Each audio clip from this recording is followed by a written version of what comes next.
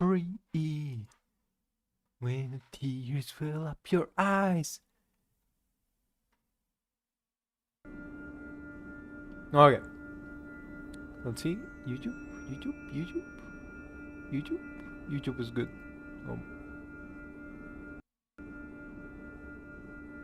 Okay. Is YouTube doing alright? YouTube chilling? YouTube chilling. It's a little bit slow, but weird. Anyway. I always get like confused by the latency because sometimes it's like slow, sometimes fast. Anyway. Hello everybody. We are back with Hollow Knight Pantheon 5 that we still did not finish.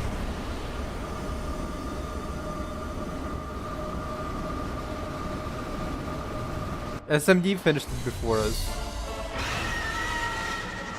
Not to say I'm jealous or anything, but like, damn.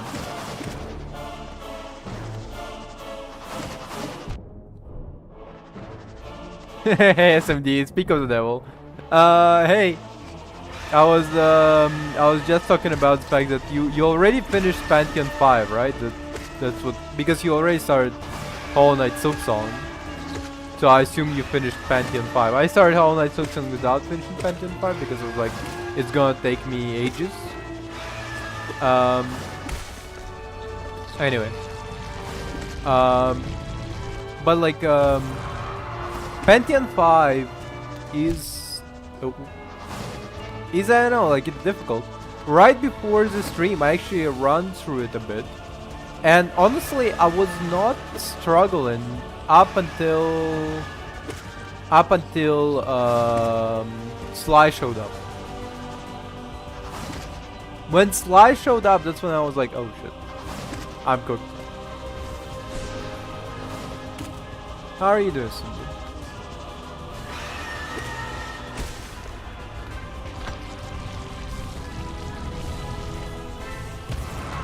Like, it's genuinely is a complaint from me, the fact that it's like just so long.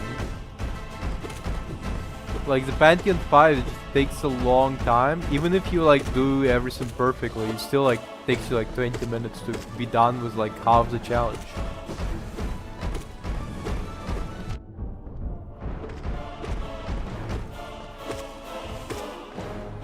You could be the most aggressive motherfucker in the room. And you still like taking a while.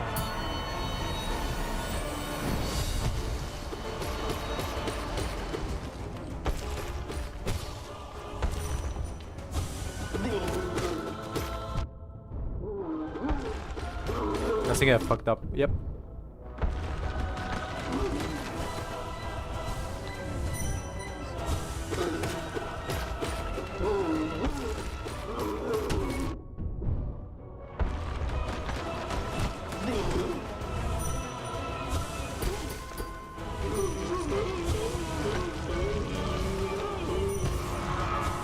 Okay, we managed. But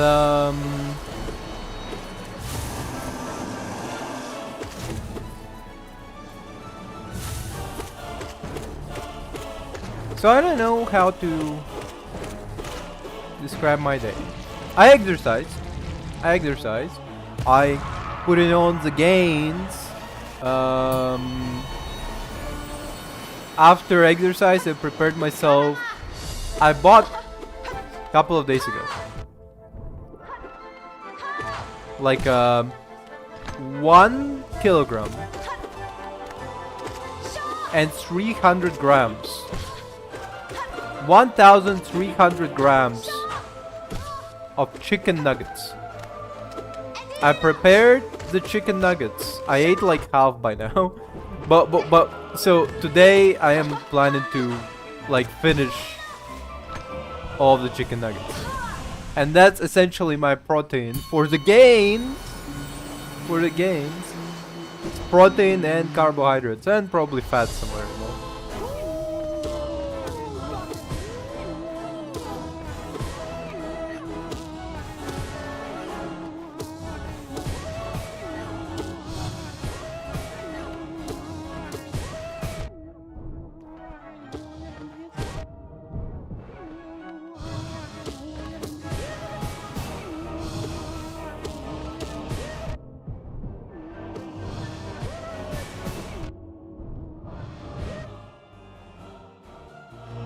I don't have addiction of chicken nuggets. They're just cheap.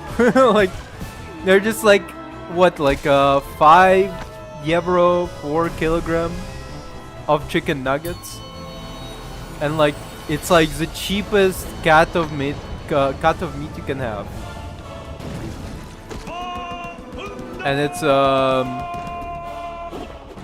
And honestly, before I arrived to Germany, I actually never ate, like I ate chicken nuggets twice, and I hated them both times. And then I had chicken nuggets in Germany. I was like, oh shit, this is like real meat. Because when I had chicken nuggets in other places, it was Dubai and it was Ukraine. In both cases, I don't know what the fuck they were putting in those nuggets, but that was not meat. It tasted awful. Like I would take a bite and I was like, ew. Like I usually don't spit out food. I try to like preserve whatever I'm eating. Try to get a maximum caloric intake from whatever I'm eating. Just like, even if it's like something bad, I'll like swallow it. But with those chicken nuggets, I just couldn't. I was like, no. But now, because I'm in Germany and it's actual meat instead of, I don't know, fucking garbage. Like I would not be surprised if like Ukrainian chicken nuggets were literally made out of like microplastics. It was just one massive microplastic.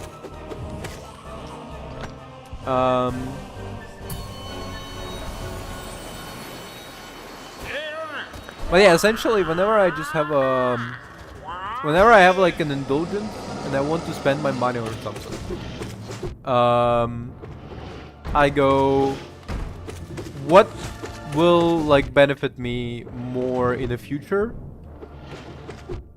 even if I have an indulgence. And 1.3 kilograms of chicken nuggets. That's like a full box of chicken nuggets, like big box of chicken nuggets. Where there is like at least half of it is meat. I say it's decent enough as an indulgence.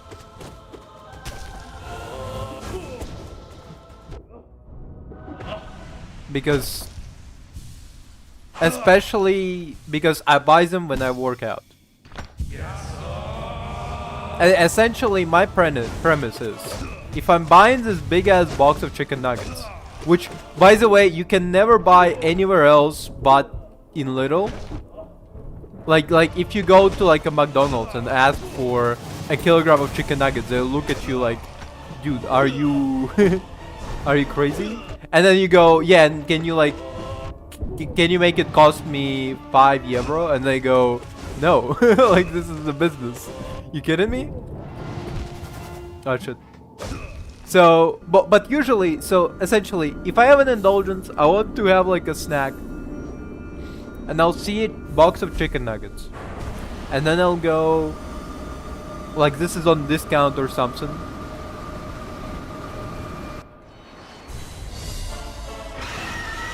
Which one is Eternal Ordeal? I don't remember.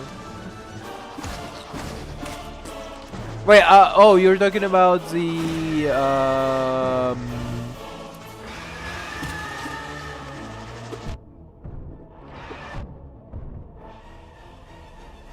yeah, no, I figured. You're talking about the, I forgot the guy's name challenge, right? The guy who looks like a knight, but he's like not us. The Zote, right. I mean, the first time I tried it, and that's where I stopped. I didn't revisit it. I wasn't like, you know what I want? Fight like million different Zotas. Yeah. Like, I never visited because I never was like, yo, I want to fight Zote again. I want to fight like million Zota. All different shapes and sizes. Anyway, so yeah, I'll buy like chicken nuggets, and then like I'll exercise, and then I'll be eating those chicken nuggets as like post-workout meal, where for entire day I have essentially massive amount of protein. I sent the picture to my friend. He was like, "What the fuck? Who eats a kilogram of chicken nuggets?" It's me. I need my protein goals for the gains, okay? But yeah, I did push-ups. I did push-ups until I literally could not lift myself off the ground. Like, I tried to do another push-up and I literally just fell down on the ground and I was like, I cannot lift myself up.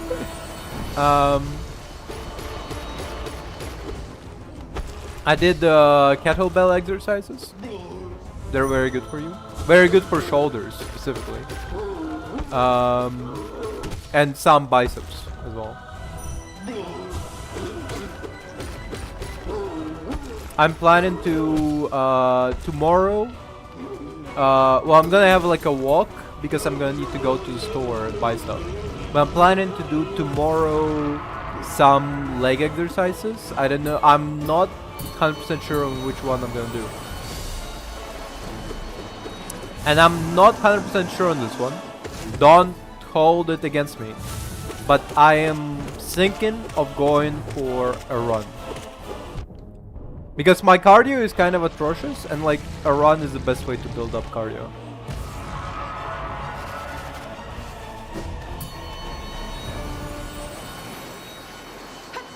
I haven't run in like 3 years, I think. I had run only for like short time whenever I was like, I'm late for a bus or something.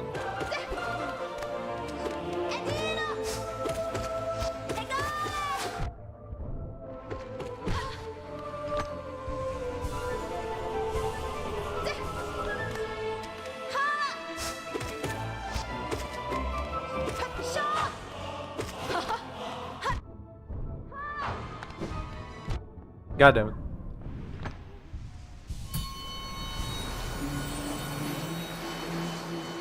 So yeah, that's my plan for next couple of days.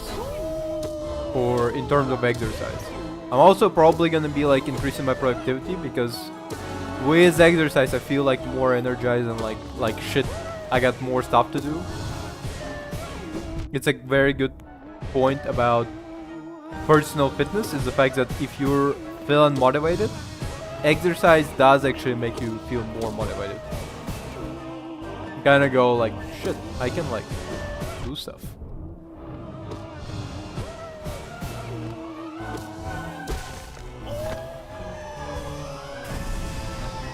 Anyway, what else I was gonna do? Oh yeah, today. So today, as I was, I don't go on social media a lot, but this one time I went onto Instagram to just check what my friends sent me on Instagram. Turns out there's like a lot of stuff that like I had like backlog of that I didn't open because I don't use social media enough to even like know how to open it. I was like trying to figure it out. Why was there like notifications on my Instagram without like without me? Why was there notification on my Instagram without like I opened the chat, why is there still a notification? It turns out you have to go to the right thing next to it where you get like a video where like your photo is mentioned or something.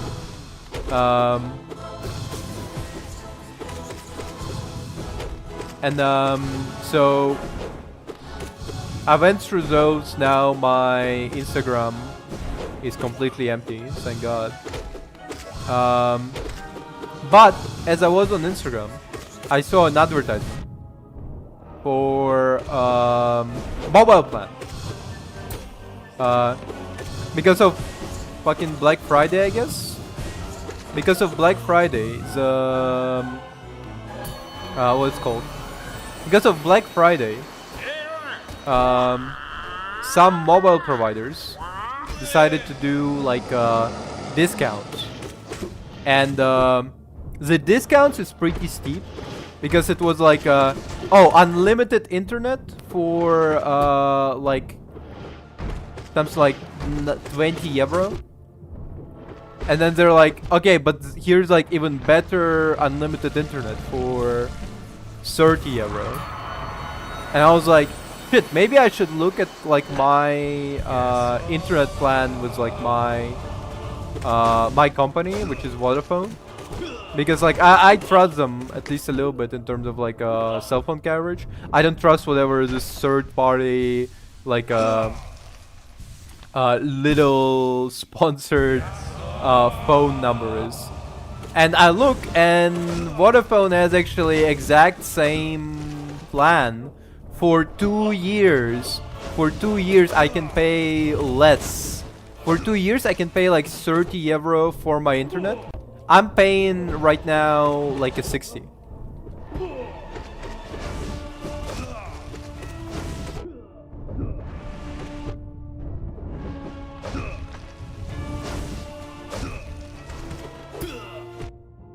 And so I'm like, shit, I gotta get on this.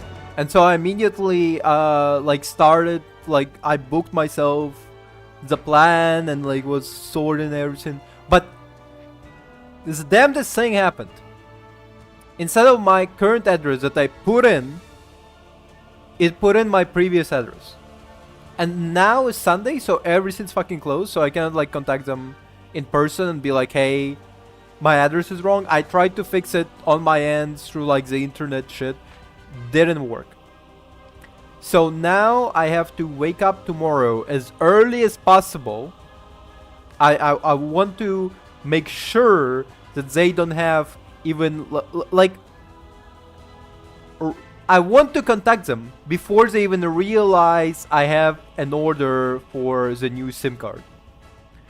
Before they even realize I have the order, I will call them and be like, ring, ring, ring, ring. Hello, I would like to change the address for my order. They're like, okay, what's the number? I'm like, here's the number. Please change it to this address. And they're like, oh, thank you very much. I hope it will go like that, because so far all the customer service I had within Vodafone was pretty decent, except the fact that like they don't accept calls on Sundays and Saturdays. Like on Saturdays they have fucked up like times, but on Sundays they absolutely don't work.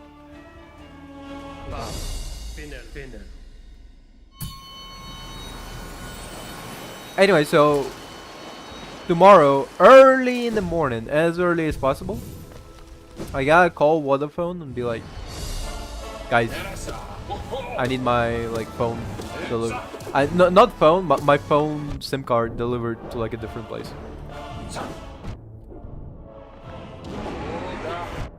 Shit.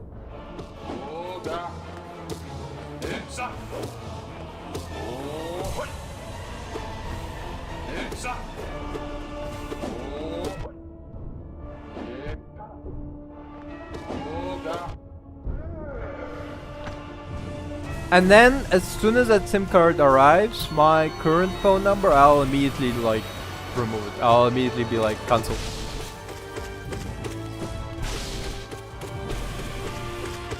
Because approximately SIM card will not arrive until the 19th. But as soon as it's 19th, I'm canceling it immediately. And presumably, according to the contract, I will not have to like pay anything extra. I'll have like 2 SIM cards for until the end of this month, and by the beginning of the next month of December, I will have completely new SIM card. It's only I have like a lot of stuff tied to the old phone number anyway. I mean, well, probably my bank. I need to like change that up.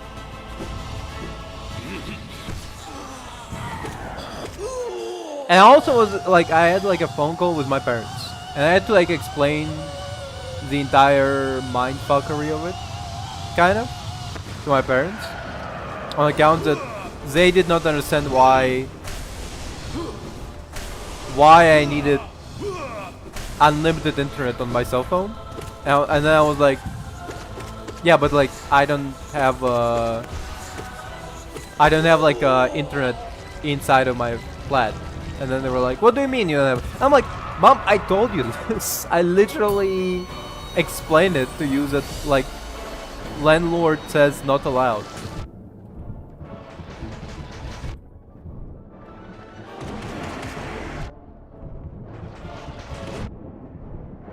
And my mom was like, oh, okay.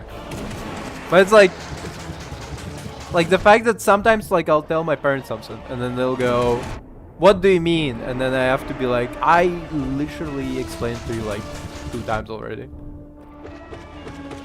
And unlike a lot of things that I explained to you, this one is not a lie actually. So you should at least know and like know this. It's like whenever my mom finds out I don't like pickles.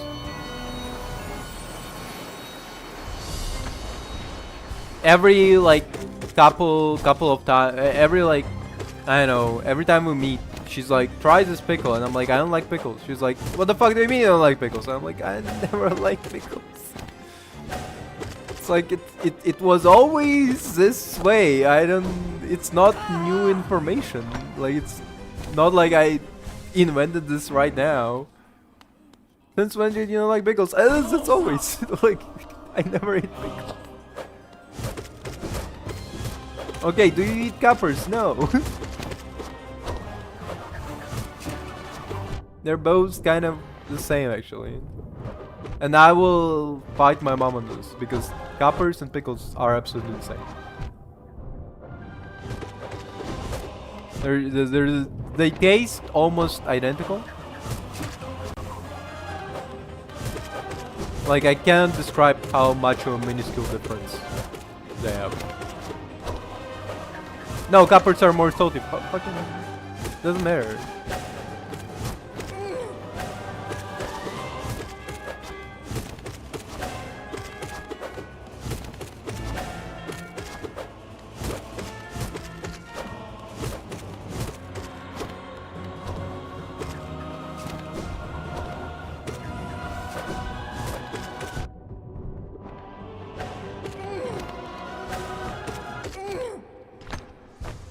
Oh, we're gonna have like a healing station, I think. Right after this. Yep.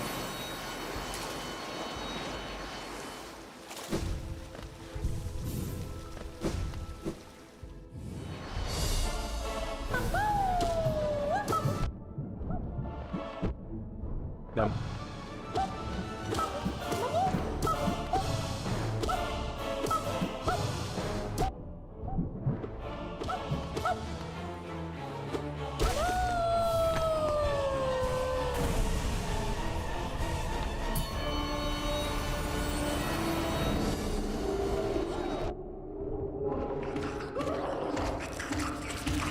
And how are you doing, SMD? How's your weekend?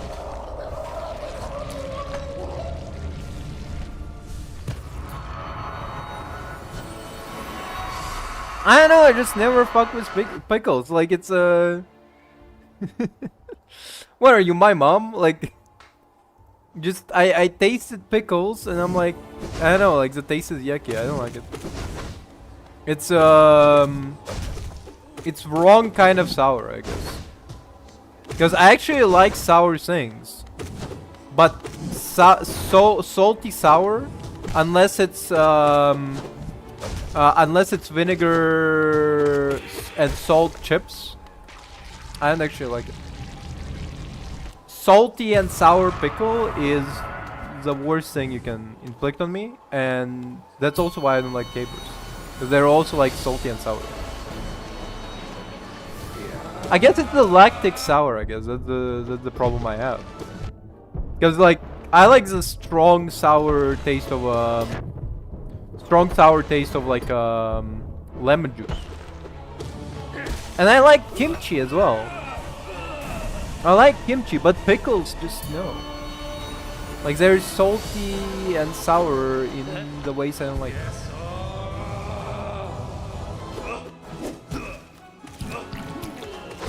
Kimchi is not that salty, by the way, to be fair. It's more sweet and sour.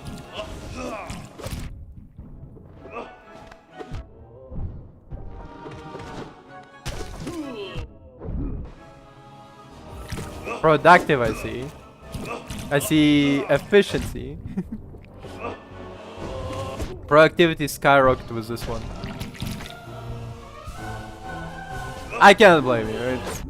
Enjoy it while you can. To be fair, not while you can. Not in the sense of like, oh, when you're older, you're not gonna have time for games. So you're gonna have time for games. I mean, it's more of like, sometimes, whether you're adult, young or adult, whether you're young or old, you have a time in your life when you're like, I cannot be playing games right now. I have like too much shit on my plate or something. I have like an important presentation I'm doing for shareholders, and my wife is insisting that we go on a romantic getaway where in her hometown, and there is probably gonna be her high school crush there who's gonna steal her away from me because I prioritize my work life over my family duties.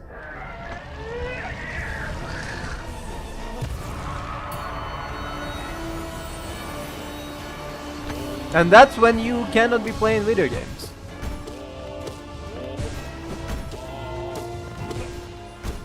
However, imagine how like terrible of a husband all of those like I hope I'm not I hope I'm not confusing you with the reference. I'm referencing literally any romantic comedy movie from like early 2000s.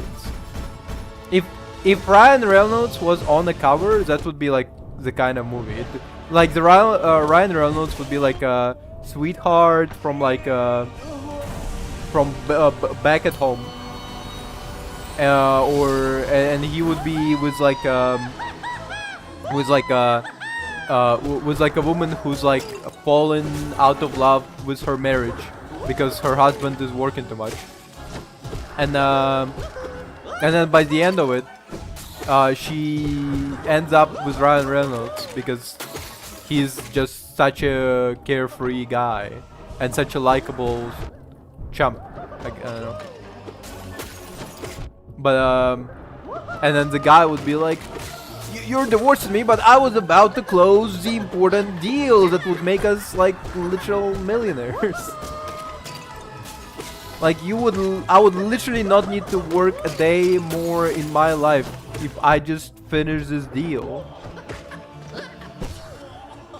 And I could spend all the time with you, but you're choosing Ryan Reynolds because he's I don't know, like auto shop mechanic, I guess.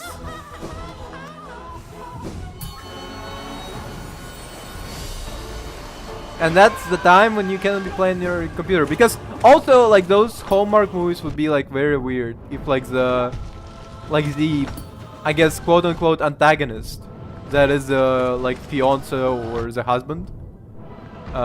It's usually fiance because fiance you kind of like can like fall apart easier because you're just awaiting for marriage. You're not like married and need to go through like divorce. But like sometimes it's also hard. But back to what I was saying, it would be kind of like fucked up if in those movies the husband was also like playing video games. He wasn't actually working on like a deal, he was just like grinding Pentium 5. He's like, "Babe, I need to beat Radiance. When I beat Radiance, I can start Silksong."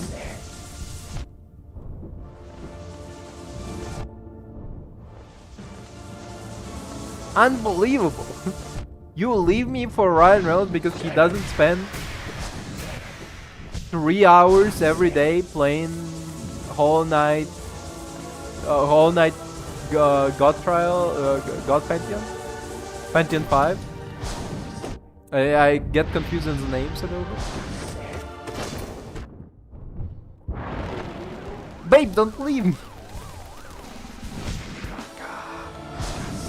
Actually, me and my friend been playing It Takes Two, and the plot is like, this one is not like a spoiler, it's like the beginning of the game. the beginning of the game is that like you and the person you're playing with is soon to be divorced couple, where you have a always working mom and a stay-at-home dad. And my main question is, how are you a stay-at-home dad and you get divorced? Like, dude, like this is crazy. Really? Like you're all you do is stay at home and you still manage to fuck it up? Like, how the fuck is this possible? Like, it's insane.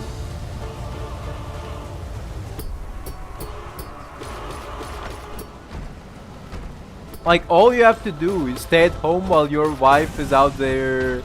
Apparently she's like an engineer. And you're like watching YouTube videos with your daughter about like witchcraft. Like, dude, you like literally had like one job, and that's like, I guess, eat her out every now and then. Like there's not much you need to do. Like, she's coming back. The house is clean. The dishes are done. You put like a delicious meal on the table. Later that night you eat a delicious meal yourself. That's all you have to do as a stay-at-home husband, and you fucked it up. How is that possible? I know it's a fictional character, but I'm still like dude, like how do you fuck up so bad? Like,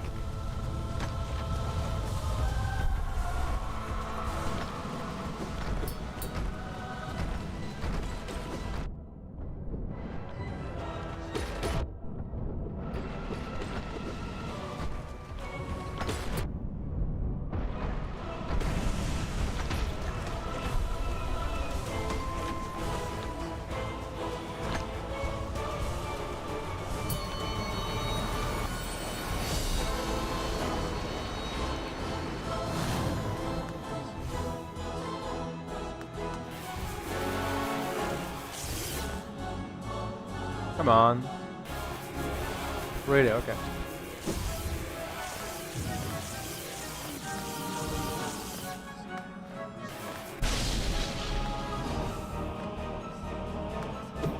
Fuck.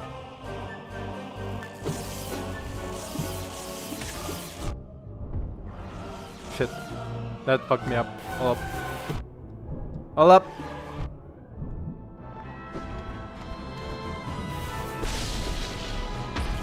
God damn it. I fucked up all of them? Unbelievable.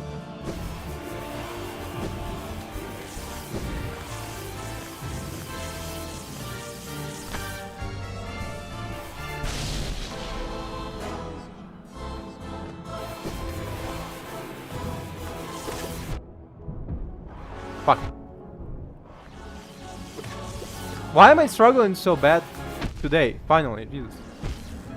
God damn it.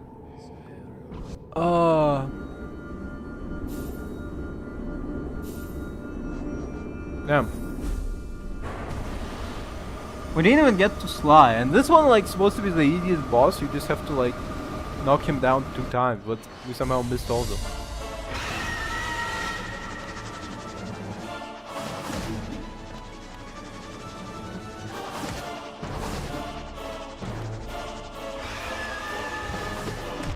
Fuck.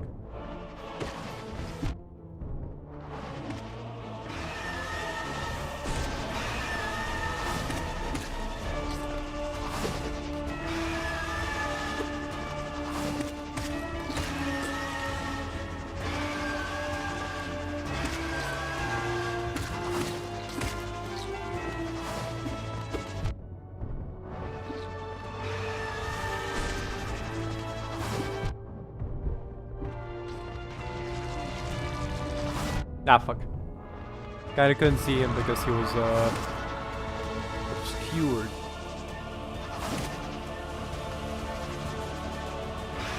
Come on, let's get down. Let's get down to business.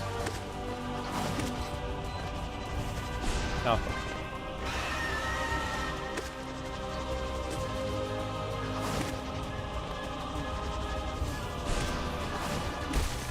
Oh yeah.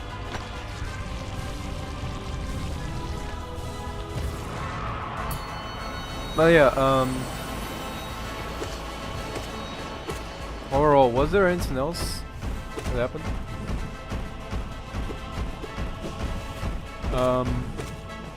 I guess overall, that's like more eventful day than 99% of the time when I come out and like, yo, nothing happened. I absolutely nothing. I saw like a funny, like a Reddit post or something, and like that's all there was to it.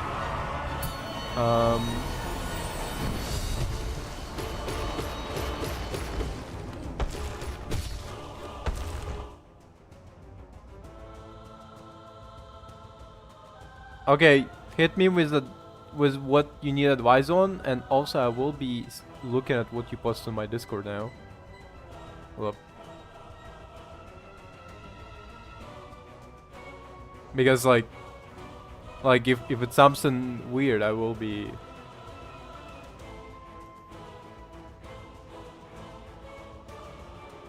How do you respond to this? My friend at my local school Discord server posted this, bro. I mean, it's a Cartman with cat ears on, so that's not the weirdest shit I could imagine. This is by far kind of tame, actually.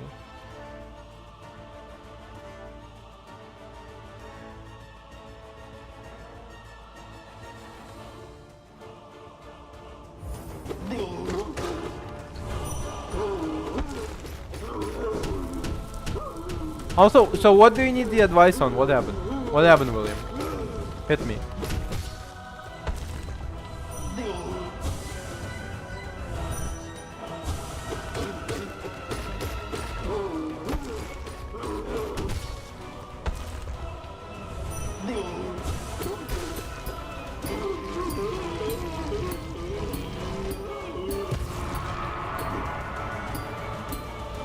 I don't even know what to. What? It's like a funny image.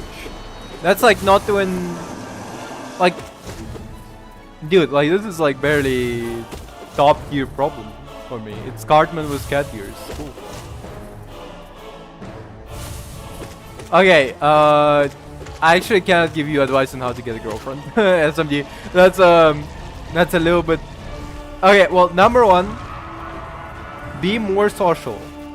Number two, go out more. Okay, don't stay inside. All of those advices I'm not following currently, because mainly I'm just not confident. Because like I feel like I would do all of the above if I spoke German. If I spoke German and I could like hit up some like wie geht's mein Fräulein? Wir können einen Spaß haben. Like I think we can work something out. But like so far my German is just not good enough for me to feel. But anyway, so you're just outside, you're sociable, you come up to a woman and you're not like, hey, wanna date. You don't approach her with the idea of wanna date. You approach people as like friends. And not in a sense of like you approach them as like a friend and like maybe one day she'll love me. No, you just chill out, see people as friends first, you know. Be like, what are your interests? What do you like? And at no point in time saying girlfriend, saying friend. And then if you're charming, if you're her type, she will respond in kind, and try to control yourself when you're thinking like, well, is it right now? Is she developing feelings for me? Am I developing feelings for her? Just relax, be friends, you know. Sometimes you will stay friends forever, and you should see it as like an opportunity to have a good friend, and not a missed possibility of having a girlfriend. Eventually, she will introduce you to her friends, and maybe one of her friends gonna be like, hey, this SMG is actually kind of fucking baller. I like you know, I actually don't know enough about USMD to tell exactly what she might like, but like like we don't have like that personable like of a relationship.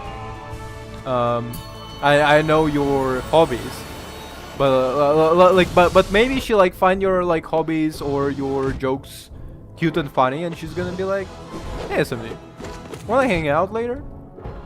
And more likely than not, the original friend you developed friendship with, she will be like, hey, I think, I know, let's say her name is Natalie. I think Natalie has a crush on you. And then you gonna go, what? No. And then she's like, yeah. And that's what's gonna happen. And that's my bold prediction, because I am actually Nostradamus in disguise. Actually, you didn't know, but I actually have a foresight, and I know, and Natalie is not a random name. That's actually the name of your future wife. I'm sorry to tell you that.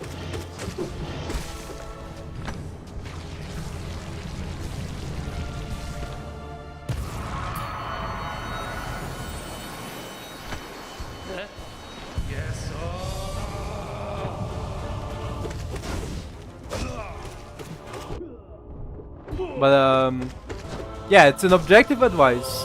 Don't seek out girlfriend. Don't like. Don't approach like, please date me, somebody. Just be friends with people. Be sociable. Talk to people, and eventually somebody will approach you by themselves. Trust me. It may sound optimistic, but it is just 100% foolproof plan. Trust me. Like. Trust me, that's exactly how it works.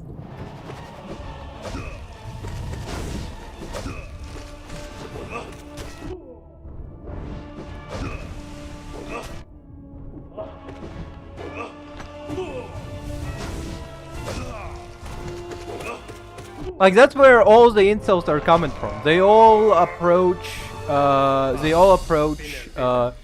dating as the end goal. Oh, absolutely don't be the anime guy. You can be like a fan of an anime, and you can get a girlfriend who's a fan of an anime too. But don't be like a lone weirdo in the corner and expect that like women gonna rise up to you because of that. That's actually the one thing that like all the, well, not the only thing, but like one of the main things that like all the lonely incels get wrong. One of the most common thing is the fact that they approach relationship with anybody as like a net benefit. Like, why would I talk to a woman? Well, clearly to try and date her. No, you approach a woman because maybe you could be a good friend.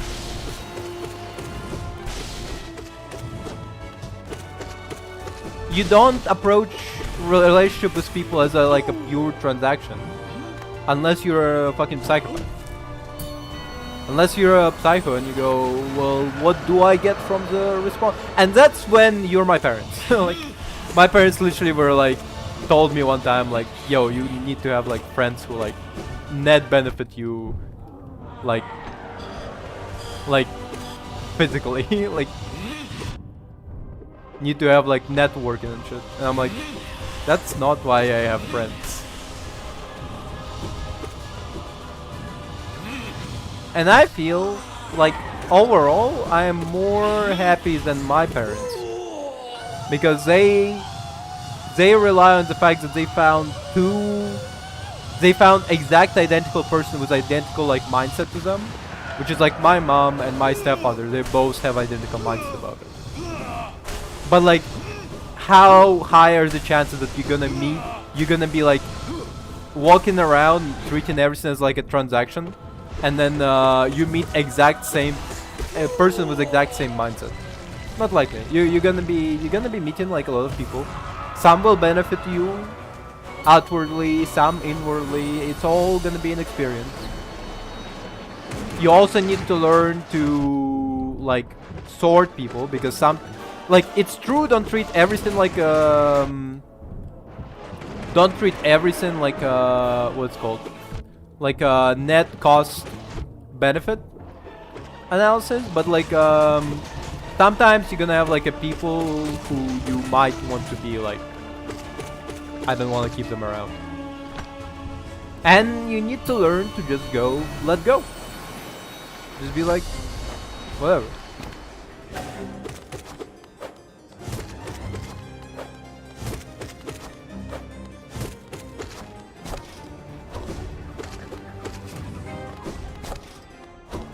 Also, don't, just because a girl approached you first and she was like, hey, I like you, let's date, doesn't mean you have to say yes. Just saying this in advance. If there is one girl, there's gonna be many more, and if you're not like interested in her that way, you can always say no. She's not the only one. She's not like 1 in a million. Even if she was 1 in a million, that would still be like how many, like 7,000 people? I don't remember the current population numbers.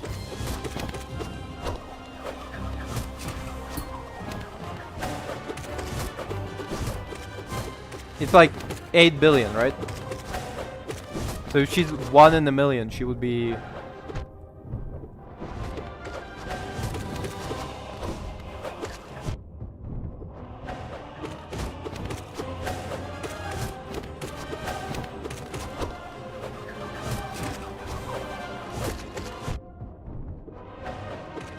You can do the math.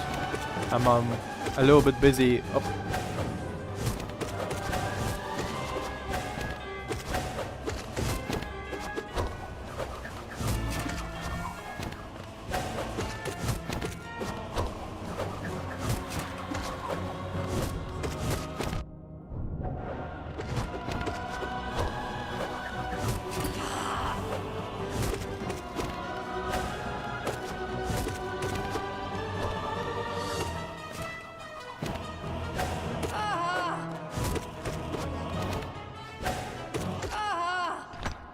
Oh, wait.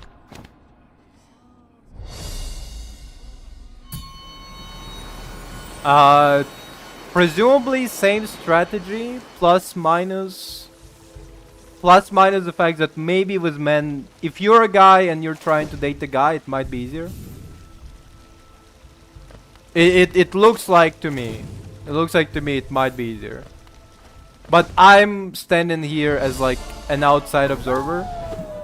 And I only judge it by the fact of how many gay men have approached me so far. And I feel like I feel like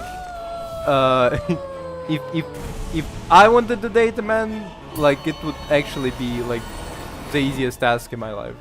Like I would literally not need to work for it at all. But that's just my personal experience so far with how many gay guys approach me. I was on a date recently with a girl, and she texted her friend, and she was like, by the way, my gay friend is finding you cute. And I'm like, yeah, that's not the first time I heard that. like by this point, like if I was gay, like I would be swimming. In random partners by now. Like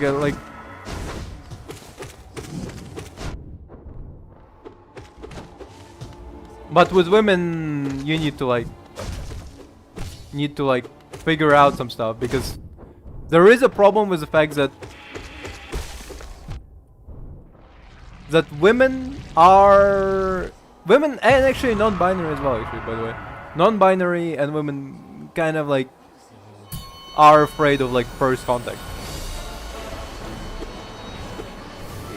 Not in the sense of like they'll like pepper spray you immediately, but like in the sense that they will be putting up like sometimes a subconscious shield, because too many times have they been approached by somebody who's like, I wanna fuck you, and it turned out that they were like not a good person.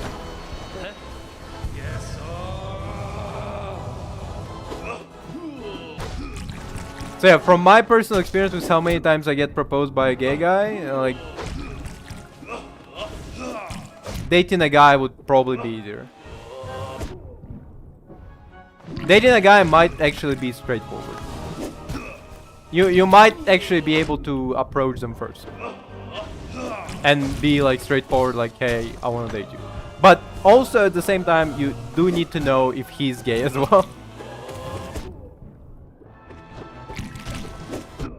If you're a girl and interested in a guy, all you have to do is approach him first.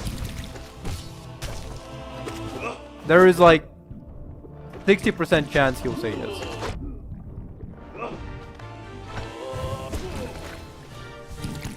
If you're a guy interested in dating a guy, you have... It depends if they're gay or not. If they're straight, the chances of no are 100%. If they're gay, the chances of no... The chances of yes are like 70, I think. Speaking about gay people, by the way, during my conversation with my mom, she described like apparently she has like 3 classification of gay guys. There is like apparently there is like a gay person that she can sniff out they're gay purely because she like sees them and she goes gay. Like just pure gaydar. Like you cannot sniff it out any other way besides the fact that like your gaydar is active. Then there is apparently, according to my mom, there is a gay guy who's like essentially a performative male, which I think it's just she met performative males, but maybe she met performative male gays. And like it's a flamboyant kind of guy who's like puts on like nice clothes, you know, he has like a manicure, like all of that shit. That's the second type of gay according to my mom. And then there is a third type of gay who's like according to her, dresses up flamboyantly but like in a weird way. Like a JoJo character, I guess is the best way I can describe. Like according to my mom, there's like a third gay person, and that's the JoJo characters, you know. Because the way she described it, she described like bare chest popping out of his suit and like rings all over the fingers. I'm like, you describing like JoJo? You're describing Dio probably. Like the. I didn't know my mom encountered stand users, I guess. Like it's a... But I guess that's the third type of gay person my mom encounters.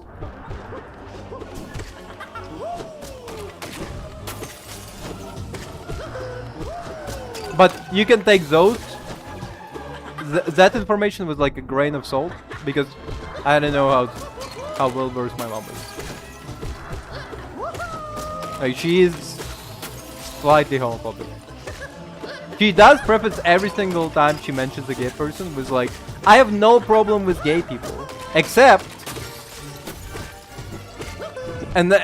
when they dress up as JoJo characters and then try to stab me with a fucking arrow or something. And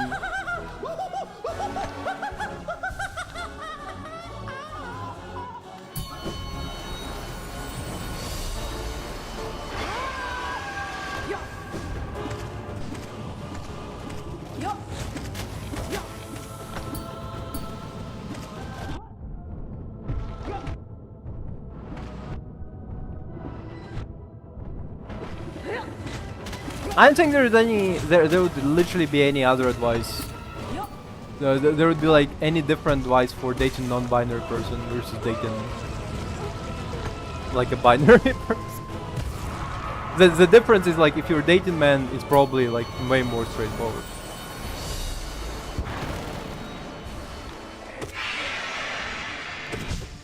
Like from my uneducated guess, I think it probably is the easiest one.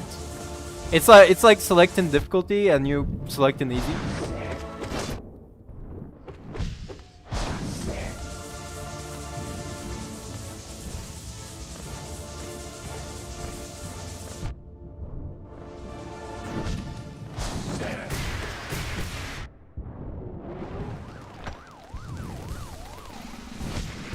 Like, the only advice for like dating guys I think that there is like try to avoid the toxic ones. Like that's try to avoid the abuser, which is like a hard part to clear, I guess. But yeah, sometimes you're gonna like catch a guy who's like beating the fuck out of the partner, and it's like, oh, this guy not cool.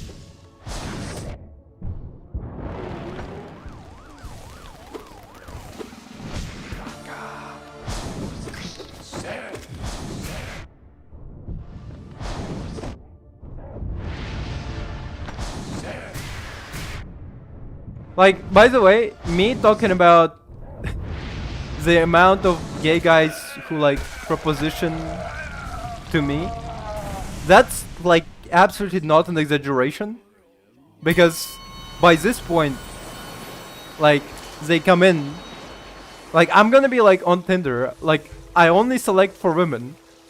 There's still like I mindlessly swipe, I swipe, like I see that's a guy, okay, that's, and I go, shit, okay, I have to deal with that later. Of course we match, and then he'll go, hey, how are you, would you like to use me? I'm like, no, I'm unmatching you. And then they're like, no, wait, I'm gonna pay you money for it. I'm like, fucking no.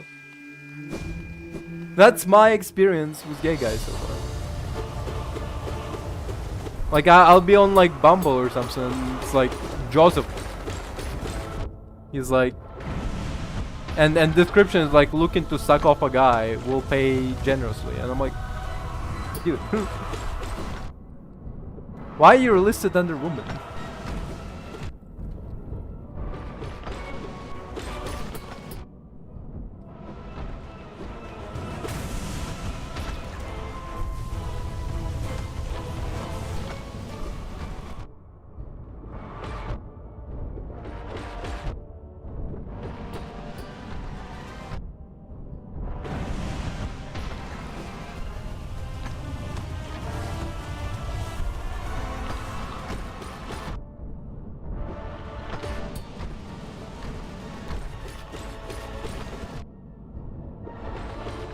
I mean, it gotta be easy.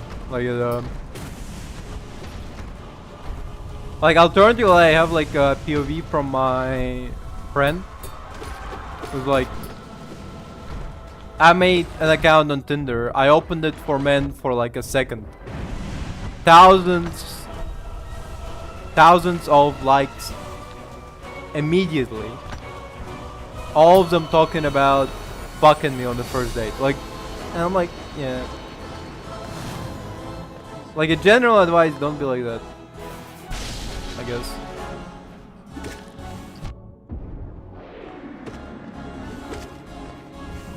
Fuck, hold up. Son of a bitch.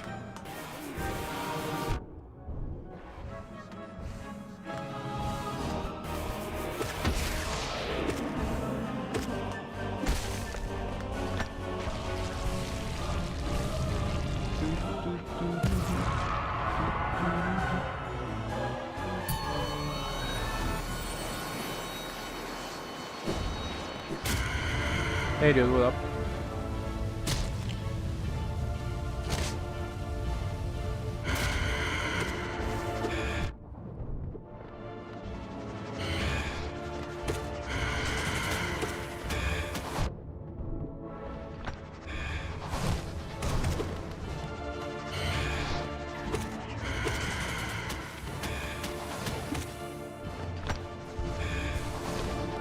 But why didn't he jump?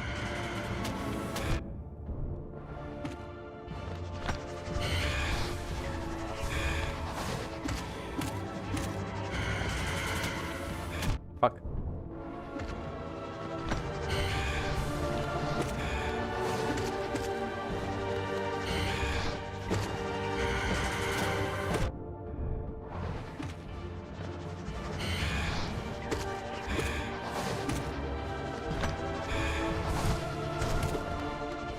I want to crack the entire shield actually. Fuck.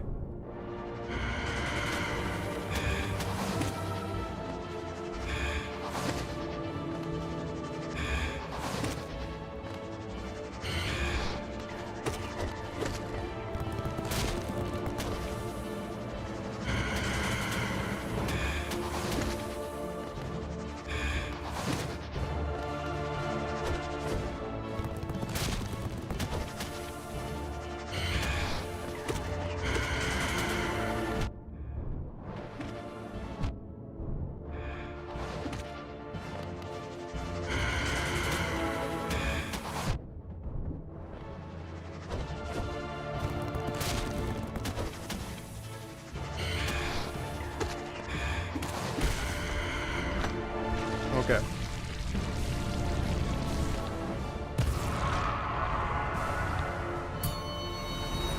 Overall, the point of me saying all that wasn't to be like Hassan, who's like, here's how I'll teach you to get laid. It's more about the fact that I think a lot of people approach relationship as like immediate date now. No like friendship period, no friendship period, no like get to know each other, no if you like vibe together. A lot of people approach it immediately with the sort of like dating long term. Fuck.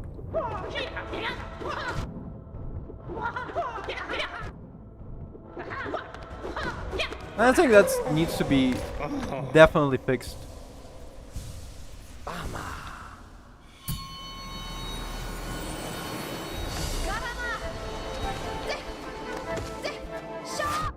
Fucker.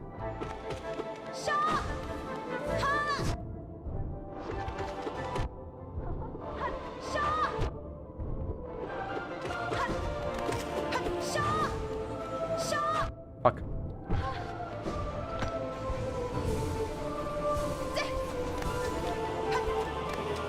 Come on. Of course.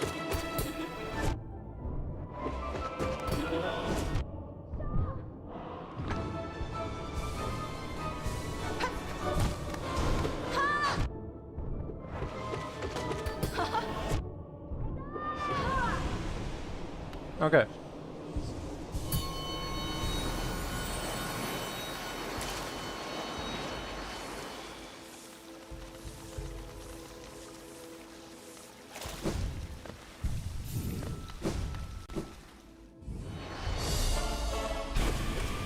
Yesterday I heard you say your lost for life has gone away. Got me thinking I feel similar way, and that's sad. Fuck, it's such a good song. So sad it's written by pedophile. Like, it's unbelievable. Why is it like pedophiles get talent sometimes?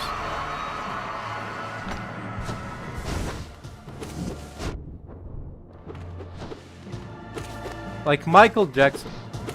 Crazy.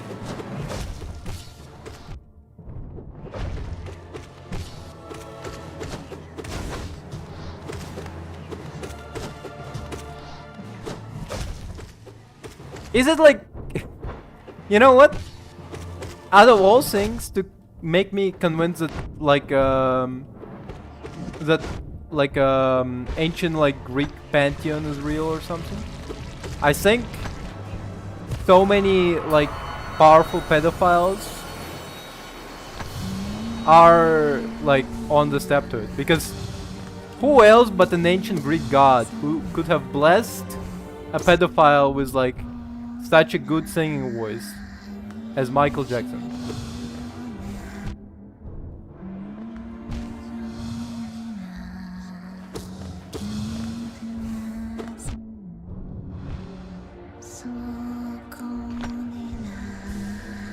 Either that or that like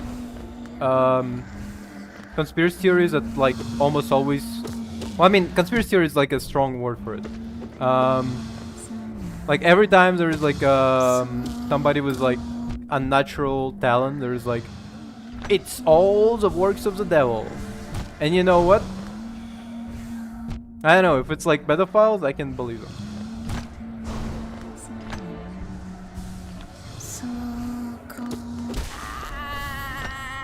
Like, Satan himself came over and was like, yo, molest this many children. And you get talent.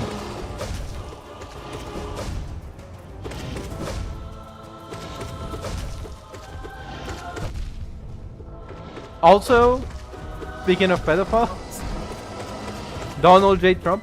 The funniest shit I've read in the recent leaked emails about Donald J. Trump is the fact that he was so distracted by little girls in a swimsuit. Is it little girls or like full-grown women? It doesn't matter. There were women in swimsuits at the pool, and Donald Trump was so distracted by them, he walked into a glass door like an old school slapstick. Like, this is straight up out of like black and white comedy films, like out of silent era comedy films, like ooh, pretty women, boom, walks into the fucking glass. It's like so funny. It's literally just cartoon shit.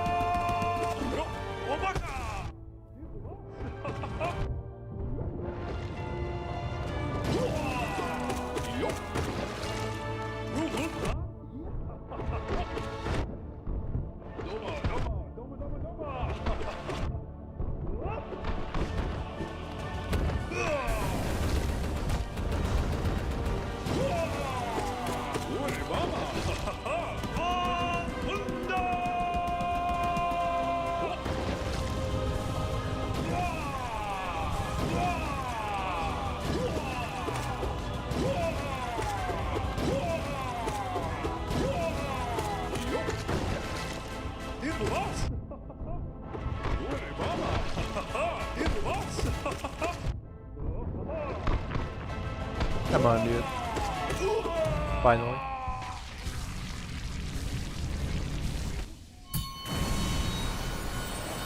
Oh, already? Okay.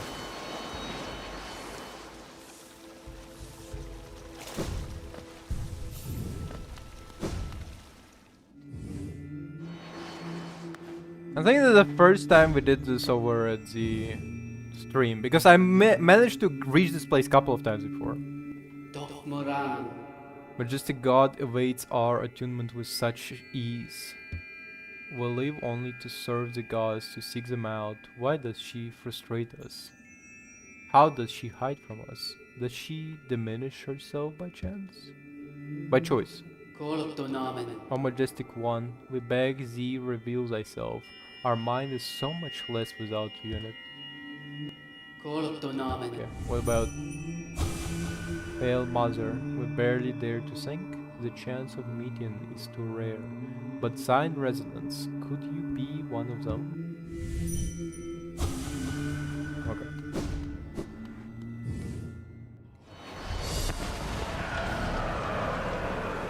Yeah, this one we can do.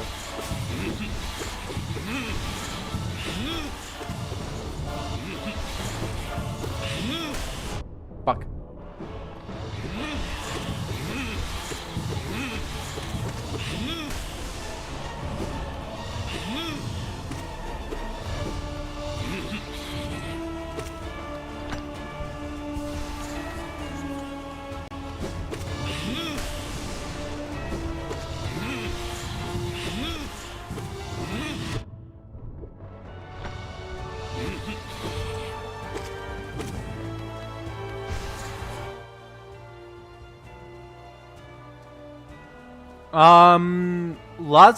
Like the furthest I reached was Absolute Radiance actually.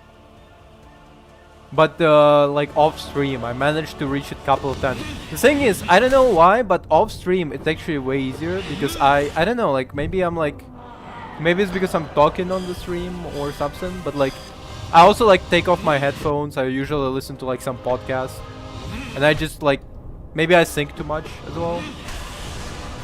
I know me and thinking is a little bit like a stretch, but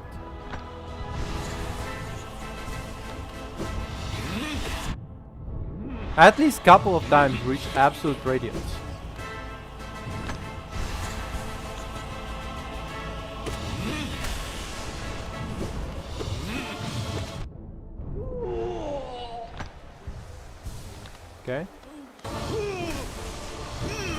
Fuck.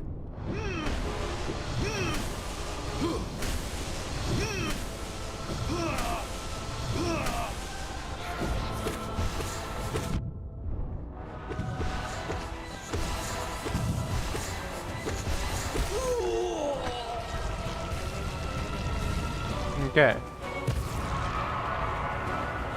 Do we literally just need to beat... No, yeah, this guy. Oh, this guy is kind of annoying. Overall.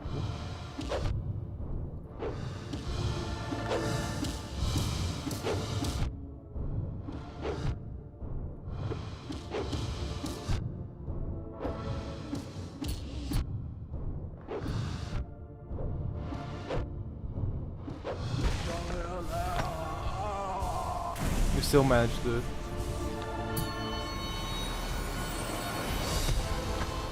Oh fuck, Zota, right?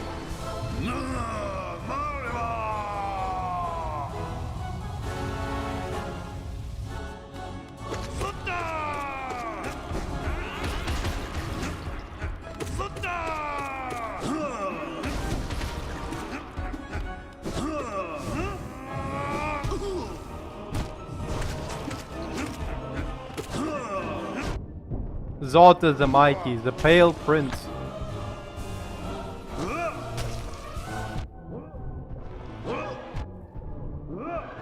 The Mighty, the Majestic, Zota.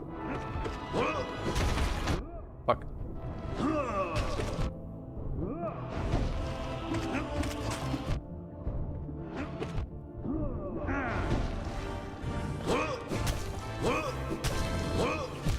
Fucker, fucker, Zota, fuck you, Zota, god damn it.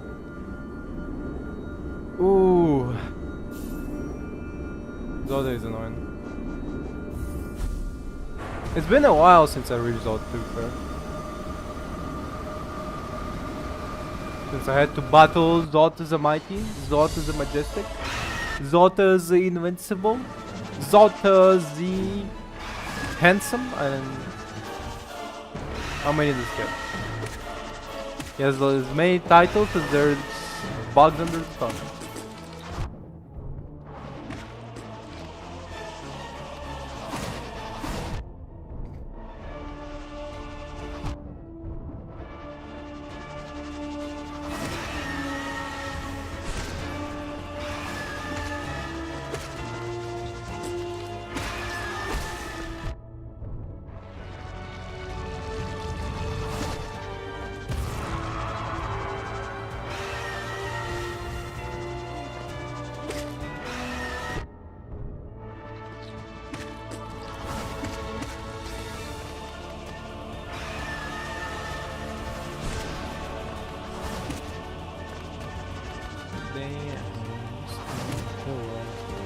Let's go.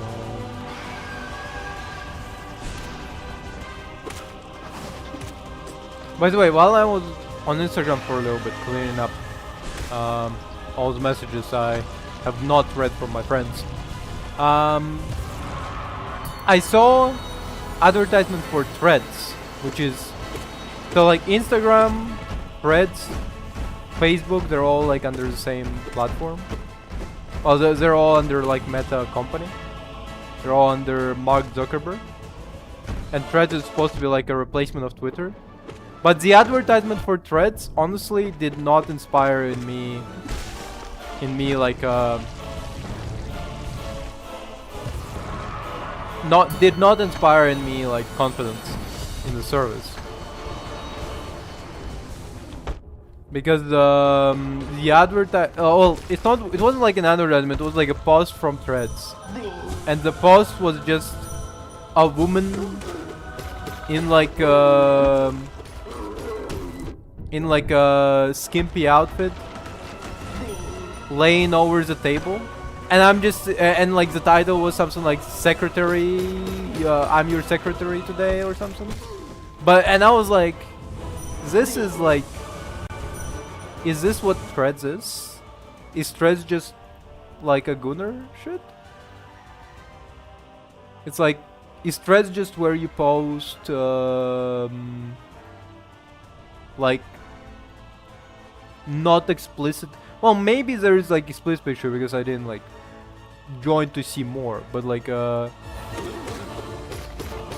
is Threads just like, oh, you join and you look at like pretty women? It feels like a little bit of a waste. I mean, I just have like I have like other websites for that. Like I don't need Threads.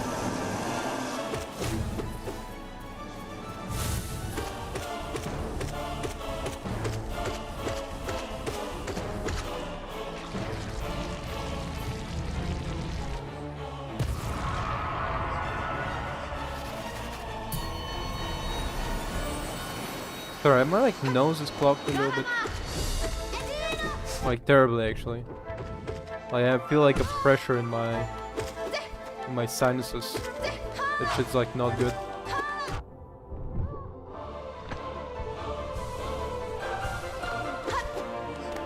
At least it's not leaking at least everywhere.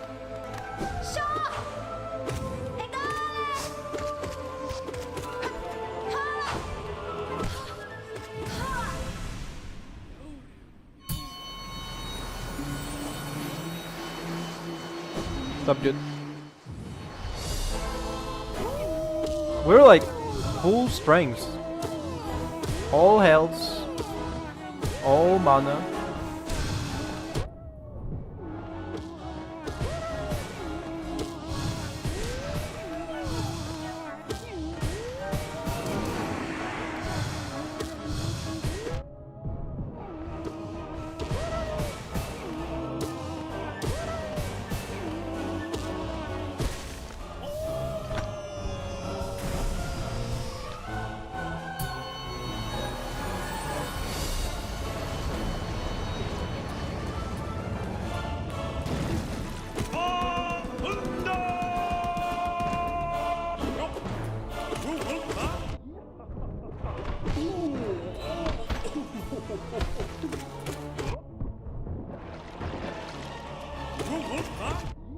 Come on, Don Beetle, you can just give up. I have to battle you like twice. You better check. No, sorry. He's having no list. He's checking it twice. You better bring out some what from his eyes. I don't know.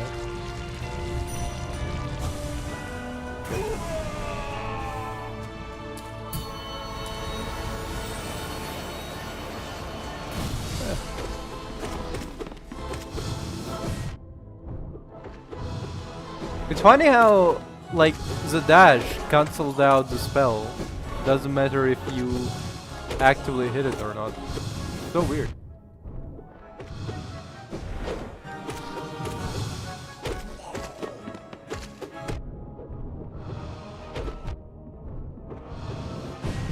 Oh fuck.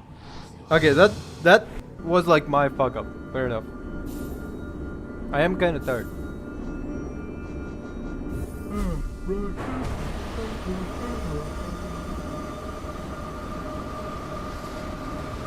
Christmas is soon, by the way. Soon, very soon, there's gonna be Christmas. SMD, do you have anything you wish for this New Year's, for the Christmas? Something Santa can put under your stocking, and that isn't a girlfriend or a boyfriend or non-binary person you're in love with?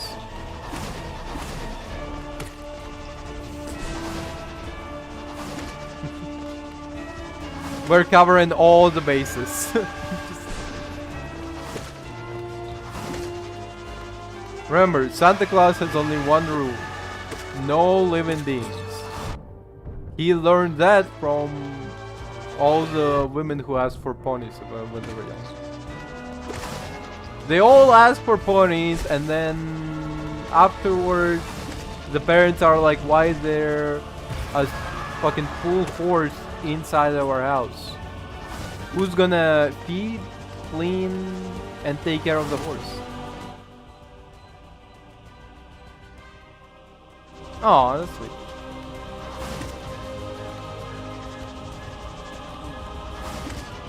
Santa has only one rule: no living beings. Mostly because of all the girls who ordered ponies and then turned out that parents can't take care of the whole horse. And Santa only gives like a gift once a year. He's not gonna give you like the hay and the stables and his elves to help out, feed and take care of the horses.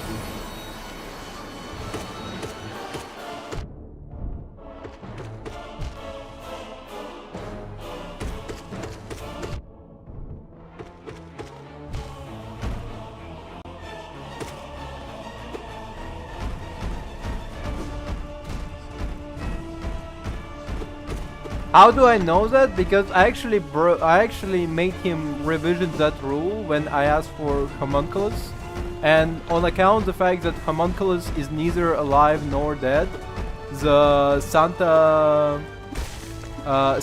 was perplexed and tried to give it to me, and then turned out that Homunculus is also a very finicky creature, so he had to revise that rule again. So now no sentient being with degree of autonomy is to be given to a child.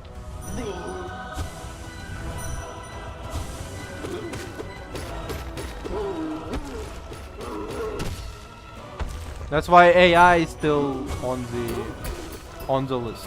You can get AI. What board games would you like, actually? I'm wondering. What's the board games that pickle your fancy? Pickle your fancy? Pickle your fancy. Oh, whatever. What board games do you like? Me and my friends really like Uno, and like Cyanide and Happiness card game where you like make jokes.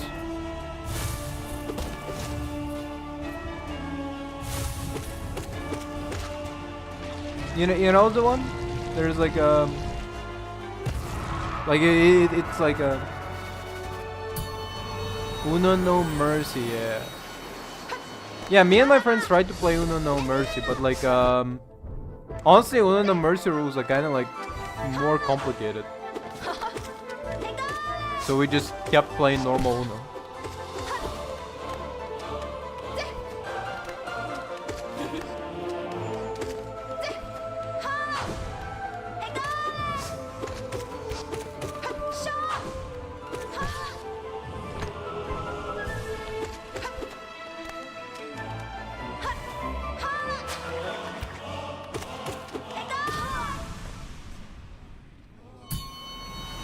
What's the name of the game that's like you have black and white cards and like they make jokes?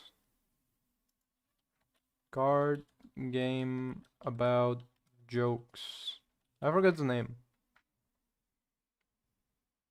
Live, Love, Lose? No, that's not the game. Well, it wasn't something like that. Not as lame. Yeah, the Joking Hazard was pretty good. That's the one that we kind of played a lot with my friends. Cards Against Humanity, that's the one I was thinking about. Yes. Cards Against Humanity and Joking Hazards are really good card games. Well, I mean, they're good as like as long as like everybody vibes with each other's humor. It's a little bit less. It's a little bit less cool when like you're the only one who likes the joke. And then everybody else is like, I don't get it. And you're like, well, you see, it's a reference to that time Elvis Presley died on the toilet. And it's like, oh. Yeah, so we're not voting for it because we know it's yours. And I'm like, fuck.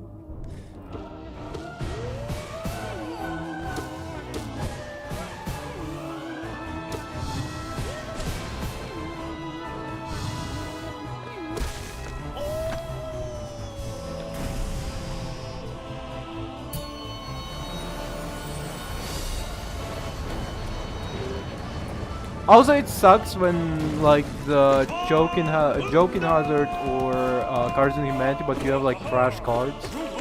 So it's like You have like a fire line, but then all cards you have is like Mary, Cherie, and like dog poop, and you go, damn, it doesn't work. She's stuck, Marie Cherie, until I dog poop? No, it doesn't work.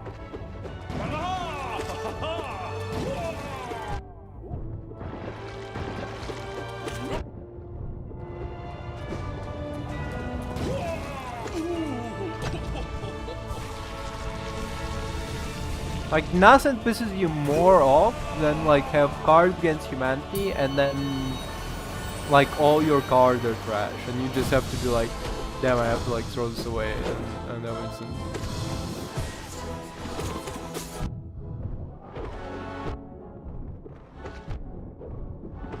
It's even worse when nobody has anything, so like nobody makes sense. Everybody's like, for the next president of Venezuela, we elected Theodore Roosevelt. Ooh.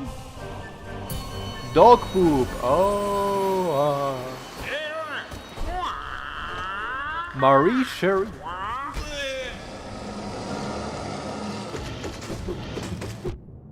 Mary Cherie. I know the fucking the one that wrote Frankenstein. Marie Cherie, right?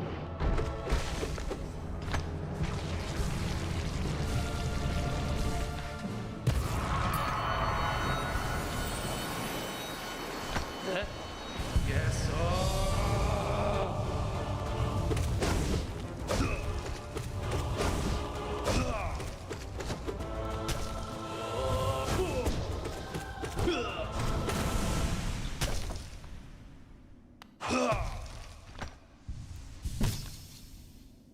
Damn it, I hope to capture another shield permanent.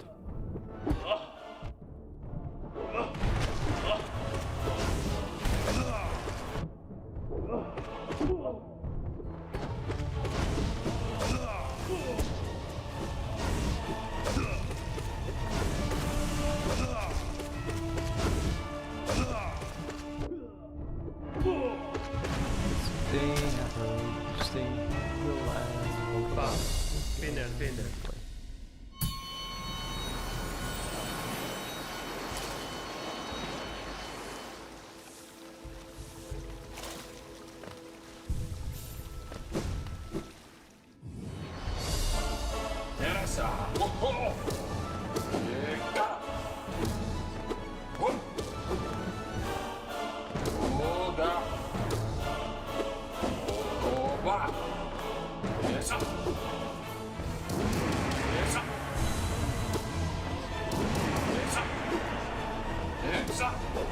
Fuck.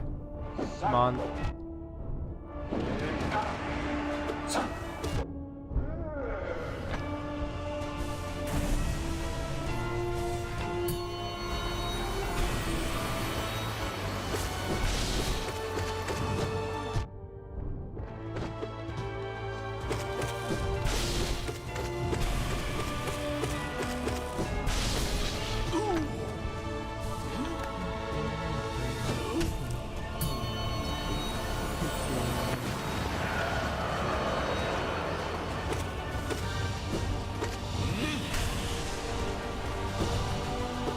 I am very curious. So, I read manhwa, and I think I talked about this, but every now and then you'll have a manhwa. So, like, it's usually the way it works. You have like an online novel, and then it gains popularity, and like people who can like draw ask to buy the rights to draw the online novel, and you get mixed results. Sometimes like a good novel will get like a dog shit art. Sometimes dog shit novels will get really good art. Sometimes the studio that draws it will like shut down, or has like a habit of like for whatever reason just abridging the ending to turn in like the like shortening the entire story to like one season instead of like that one. I'm still pissed off. There is like a manhwa that had like super great potential. It looked very good, had very nice art style, but like for their reason, the people who drawn it have a habit of just dropping their project on like season 1. And so they did it with this one as well. And like and now, like number 1, the ending was like super rushed, like literally like in 7 chapters. Like the story ended in like 7 chapters. Not like the entire thing was like 7 chapters, but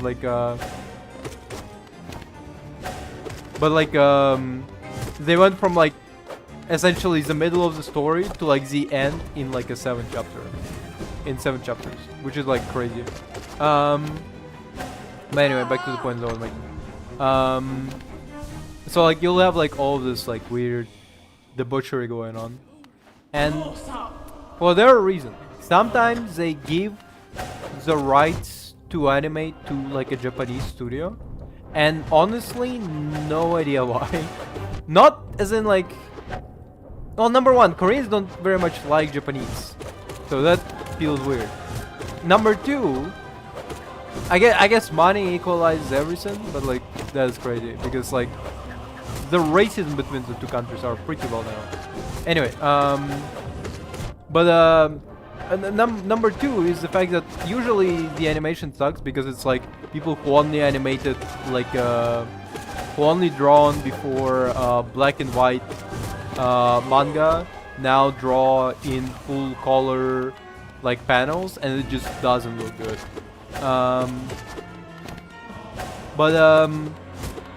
And it's also like weird to me because what's the incentive for like Japanese like, do they make that much profit?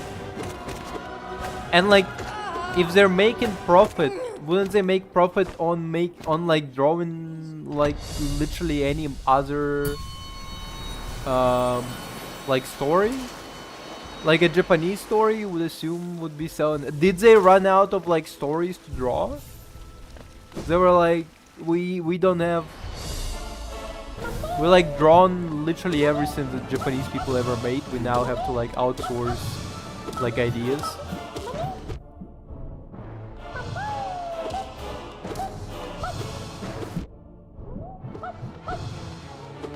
Oh yeah, I don't know what's up with it.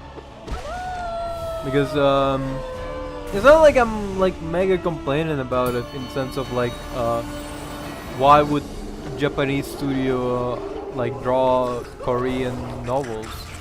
It's more in sense of like because I know so many like factors around Japanese Korean history. The animosity and racism two countries hold for each other, and the fact that and the fact that, well, the animation usually, the drawing usually kind of sucks. My main question is my main question is like what's the incentive? Can't be just money. Because I'm looking at the art style, this cannot be selling well. I also met like the opposite, like the alternative. Like what used to be a manga get turned into Korean webtoon. And honestly, it sucks just the same. Like the animation, like it loses the sauce of the manga. Because the sauce of a manga is like very detailed black and white panels. But in manhwa, it's in color, but it's like all kind of simplified usually, because they can like draw with the same amount of detail. So it just, I don't know, like I have no idea what incentivizes them to do it. I kind of wanna like be like a fly in a wall and like hear what the discussions are behind the scenes where they go, yeah, so you will animate uh, Berserk of Gluttony. So you will draw Berserk of Gluttony. Yeah, you will do like less details than anybody's used to. Yes, the chapters will have like less filler now, so... No, yes, the chapters will have more filler now because you have like larger panels. And before, like, the chapter was like 2 to 3 pages, now a chapter is like 6 pages, so you have to like fill up the gaps. I have no idea what incentivizes all of it, but it's like, it drives me crazy not knowing.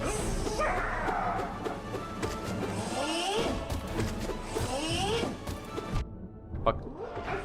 I managed to evade him, still get hit. Fuck.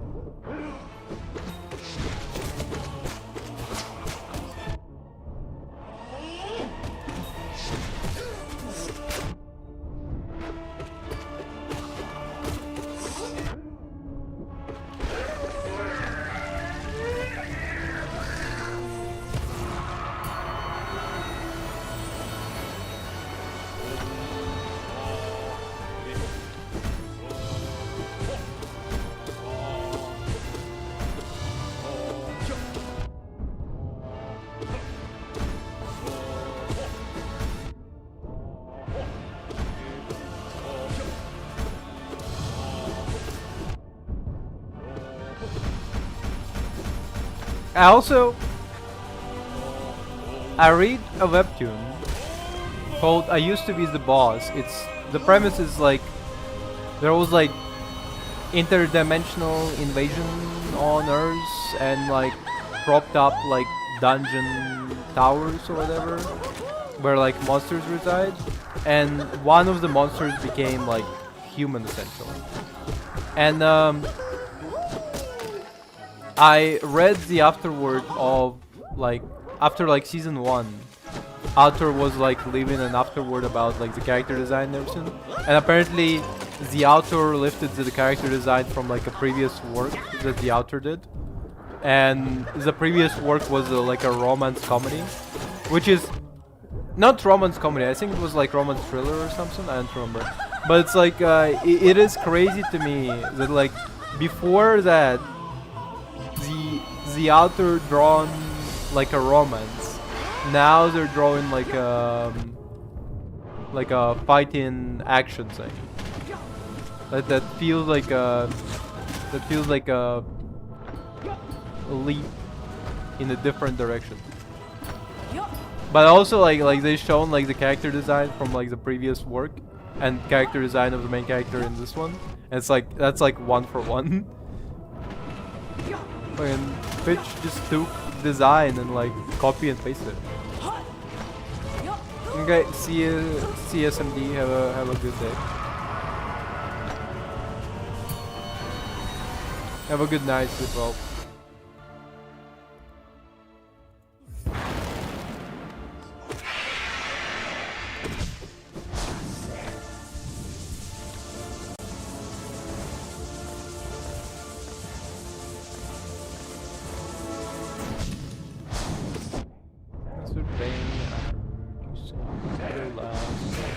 Let's go.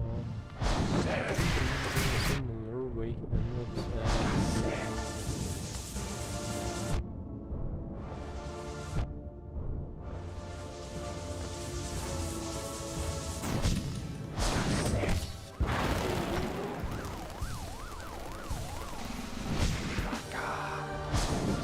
My like right eye is on fire.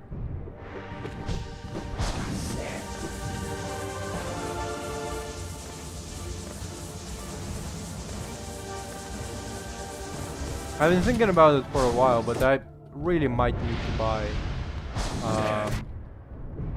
like an eye droplets for like dry eyes or something.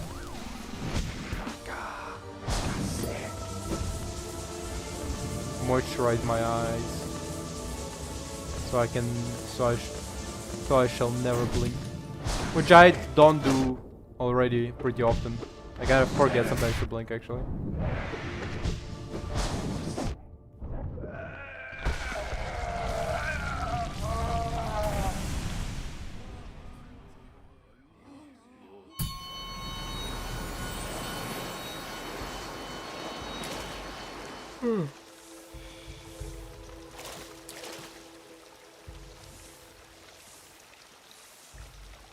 What time is it? Almost 2 hours. Okay. We still can do it. Probably.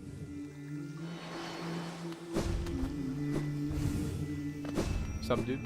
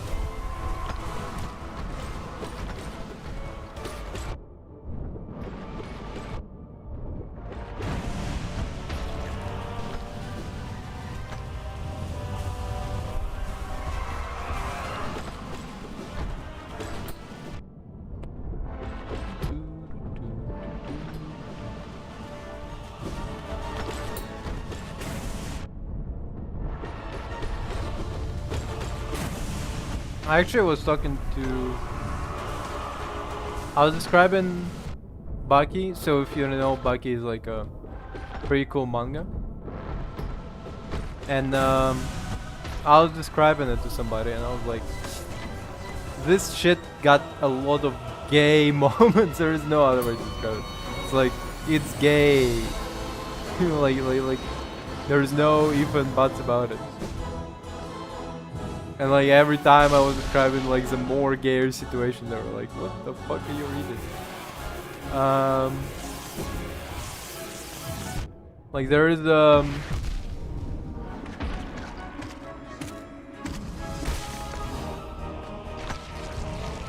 like I recently got reminded, but there is like the mega game moment where the main character comes over to a guy and he's like essentially like the guy just lost a match against an opponent, let's say. And the main character is like, I'll avenge you. And so he grabs bouquet of flowers that he brought, squeezes it into a single droplet of juice, spreads on his hands, and then grasps the guy by his face. And it's like, this shit gay. It's so gay, it's unbelievable.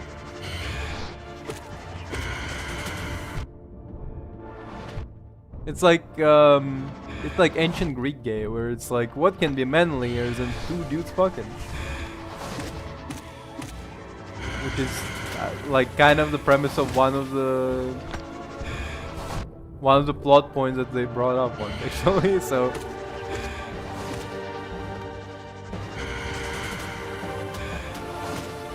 and it's also the funniest shit is that after despicable launch of One Punch Man Season 3, people like compare One Punch Man Season 3 to every other animation out there, including Baki.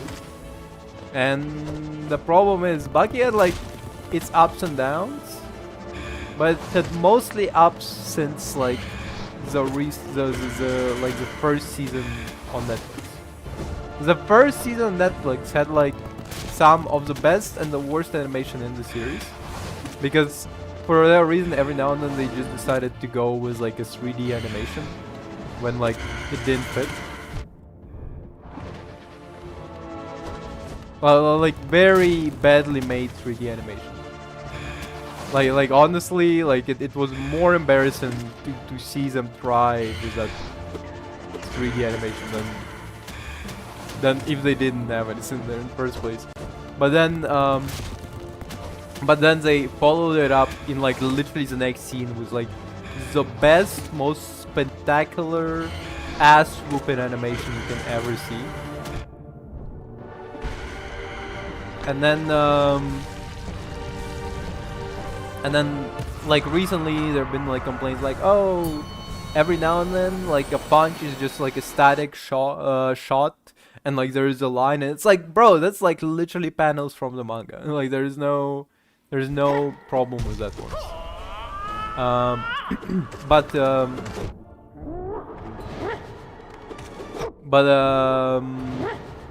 I was gonna say is that but they compare it to like season 3 animation for One Punch Man, and sometimes you have like a dialogue in like Baki, and like characters are moving, they're interacting with each other, they're like doing like fucking shadow boxing or whatever.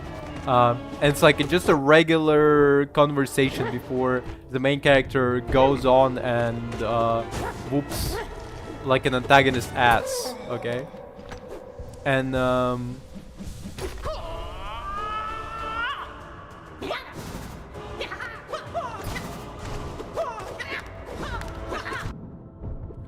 and that's just like dialogue between before they just have like before the main character whoops ass. That's just the animation of before the ass whooping begins.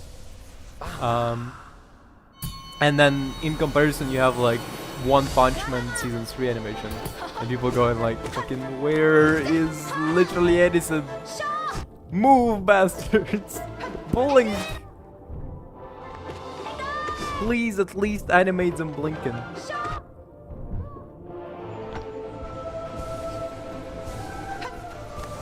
Me, when I work with like a shoestring budget and have to like complete a season 3 animation within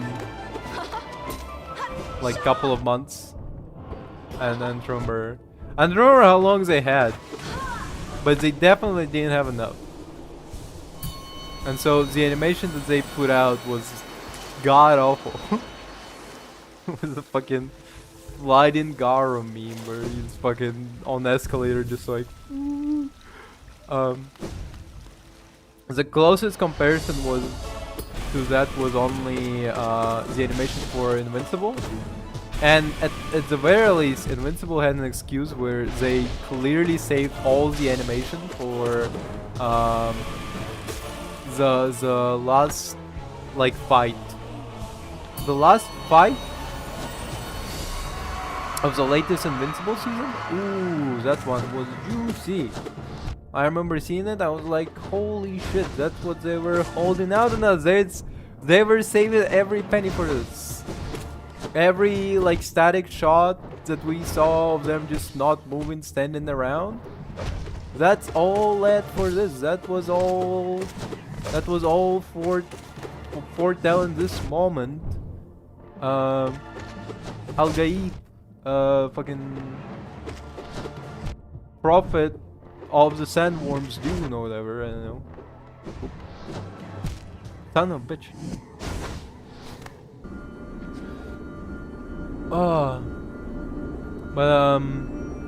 But yeah, when I saw like that like last episode animation for latest season of Invincible, I was in tears. I was crying. I was like, finally, it's all worth it. The wait.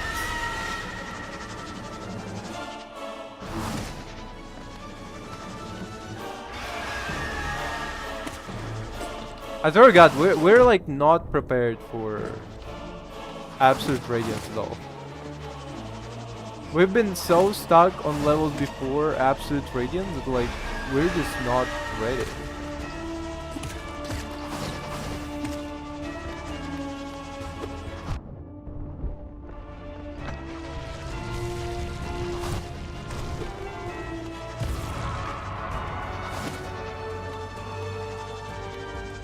Absolute Radiance will hit us with like 360 combos that I've never seen before. It's gonna do tricks on it.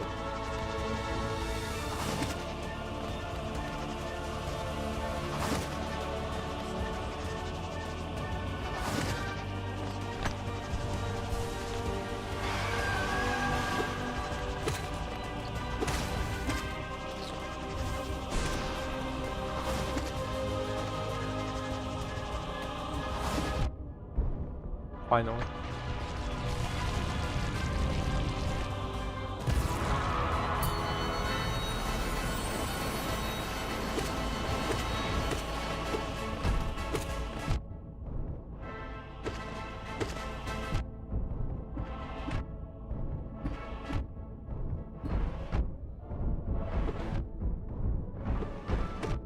Please just die, please just die, please just die.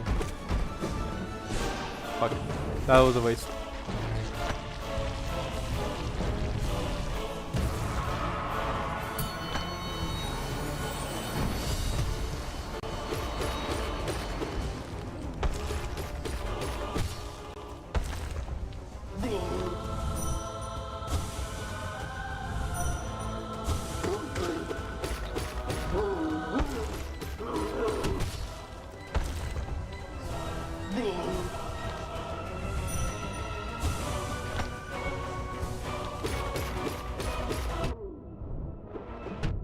Nah, bitch.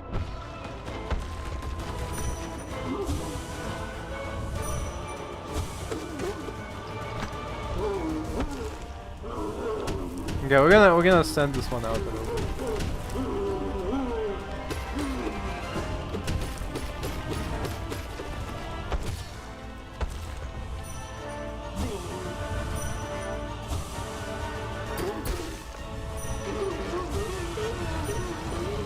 Okay, good.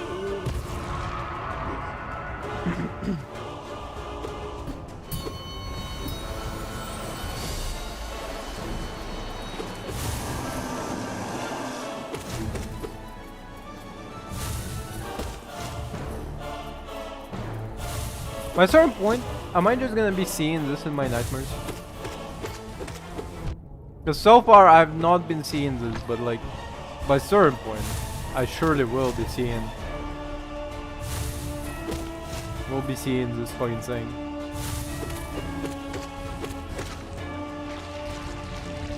Just in my nightmares, this theme song will be playing.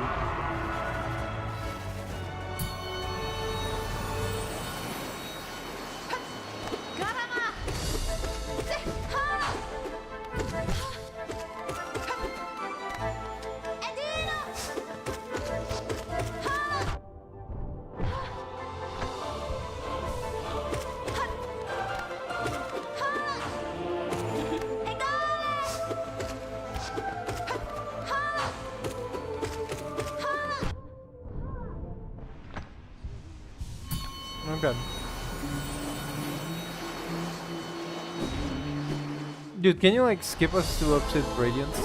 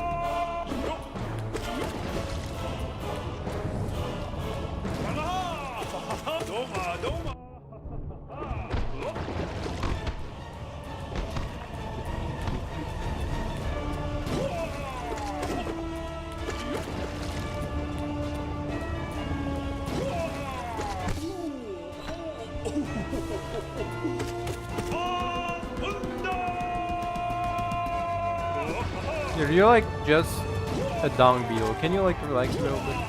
Chillax. Get some tea. Chamomile tea a little bit. Relax.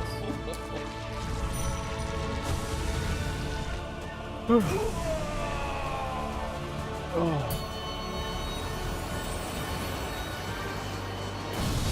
How many times have we done this? No, I'm like legitimately wondering, like total.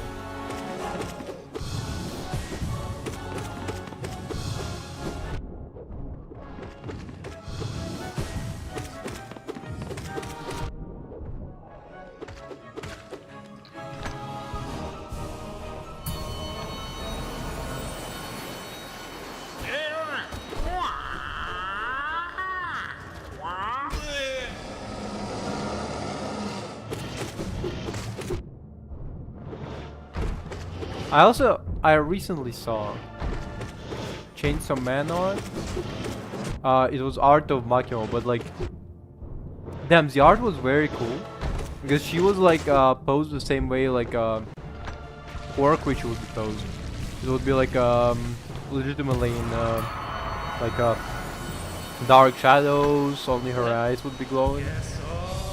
All the other shit. I was like, damn, that looks cool as hell.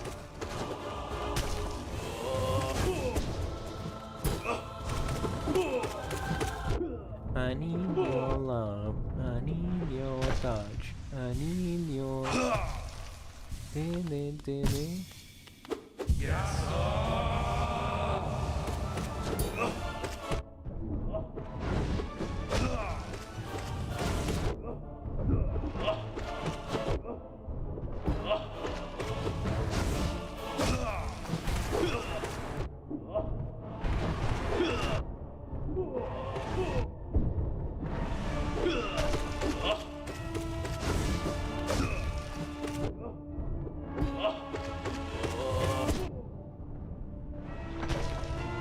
Yeah, we're good, we're good, we're good. Spinner. Bene. Tutto bene, pasta.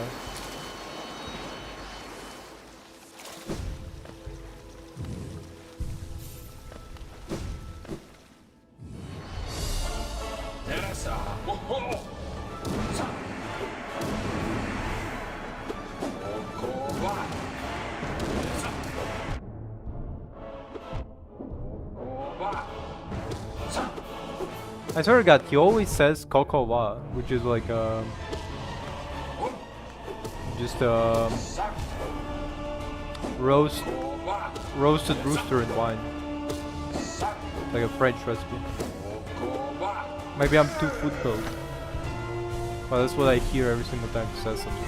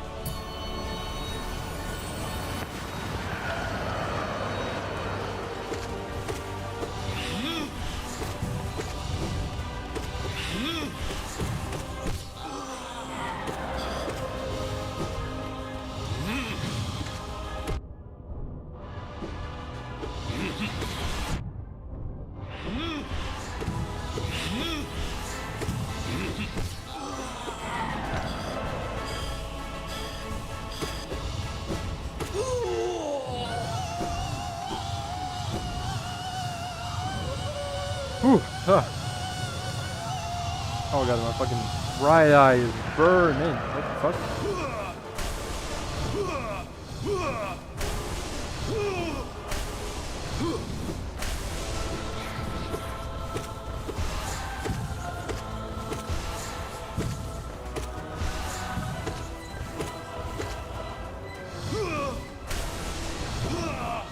It's funny that you can damage him when he's like this. You would assume he would be invincible, but you actually can damage him while he's striking down as well.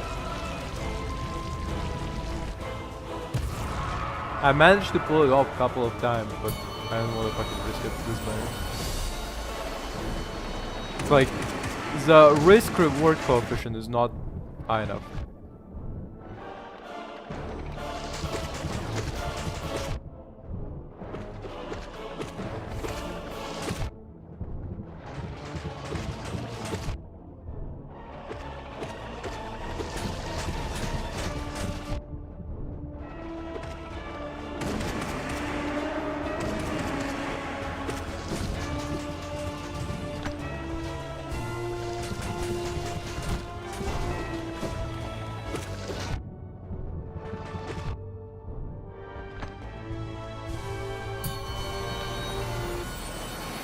Of course.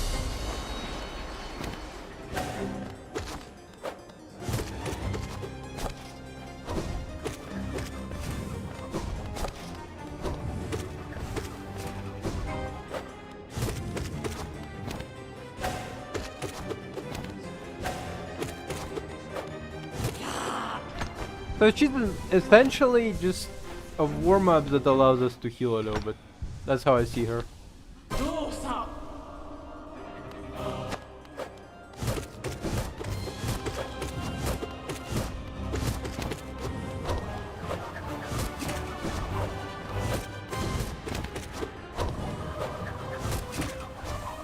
The guy never spawned directly above you. They spawn like just like to the left.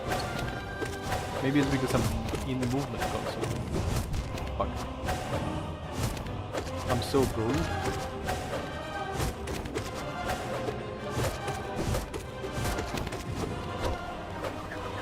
Fuck. Whoa, okay.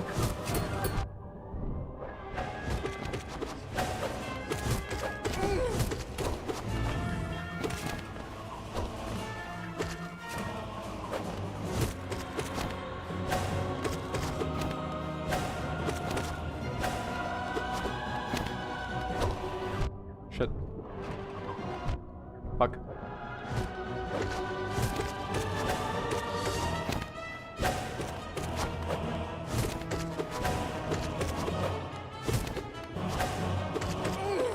The fact that I miss is fucking hilarious. Okay.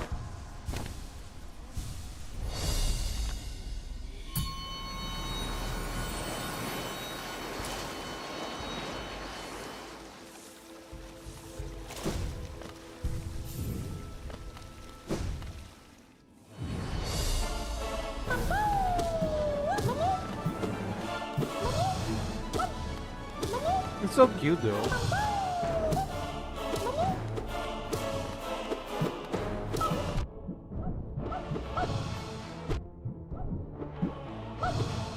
So cute, he's like he curls up and he's taking you like whoopee. He's adorable. Less adorable.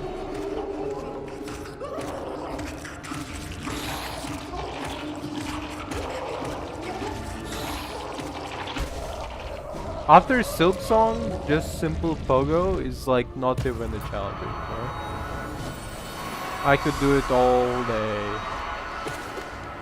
Actually,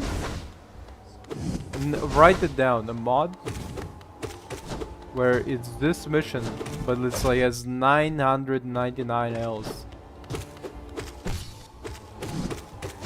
You just have to like constantly Pogo.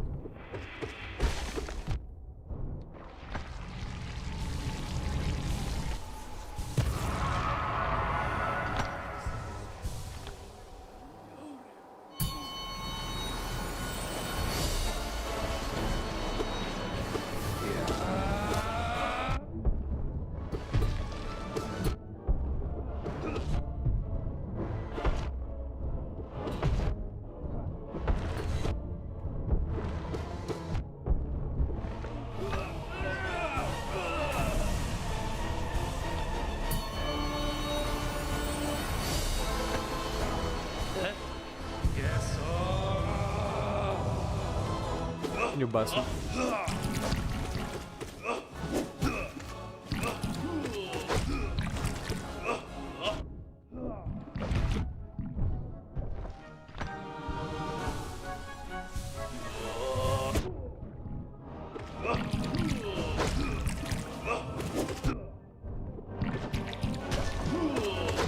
It's funny, his attacks are way cooler, I think. They're not as straightforward at least. They're they have like do they have like the splashes and stuff? They have like AoE damage, I guess.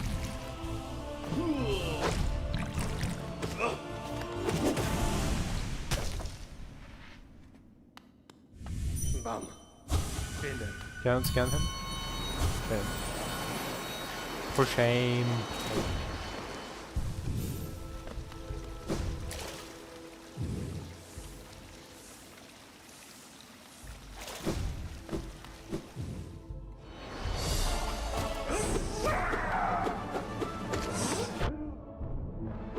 Can you imagine if you actually can exit the game and then they just load you on the bench around here?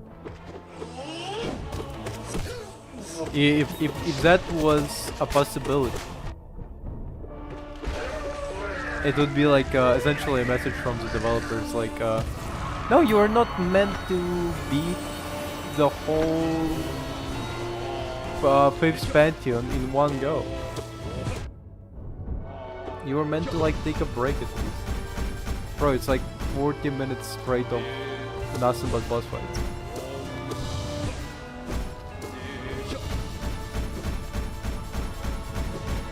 At least 40 minutes, I think.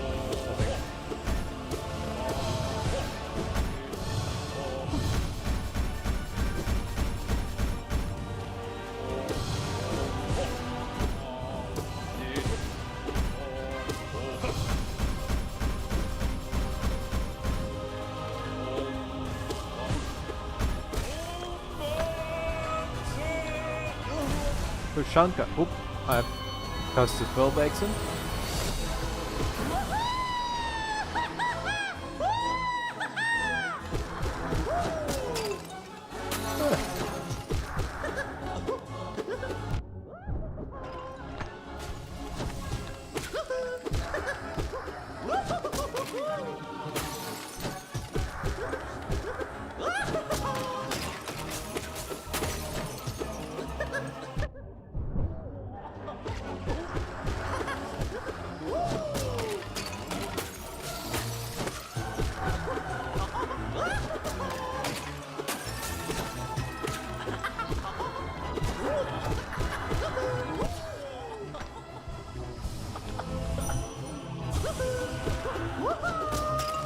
My life protected the last. Oh, interesting. Did we have this dialogue? I didn't already mention my love before.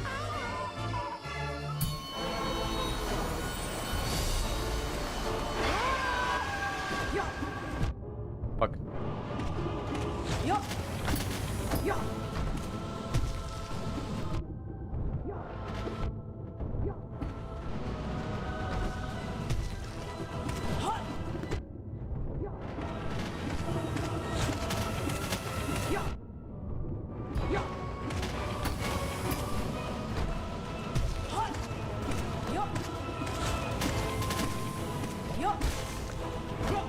Let's go, baby.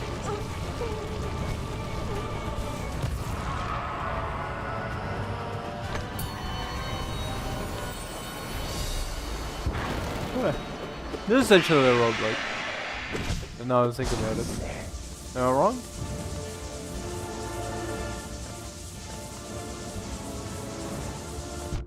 Well, I guess it's not rogue because it's not randomly generated. If it was randomly generated, it would be fucking hilarious though. Like, you meet Radiance, like, boss 1. No prelude. The second boss is the Beastfly. Not Beastfly, Savage Fly?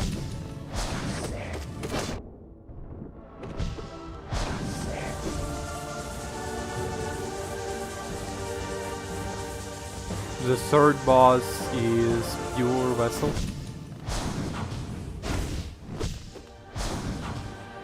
The final boss, obviously, Zote.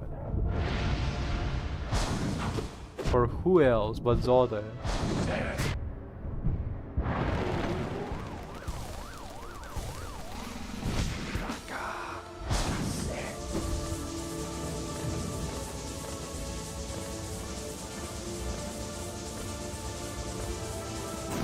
Let me hold up.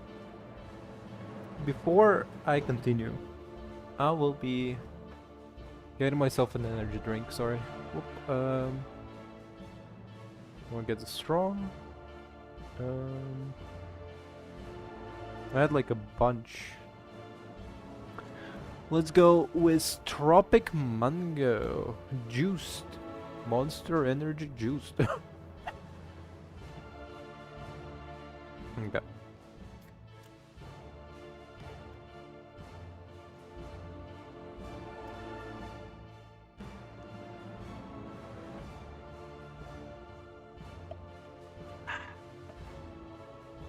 Nice.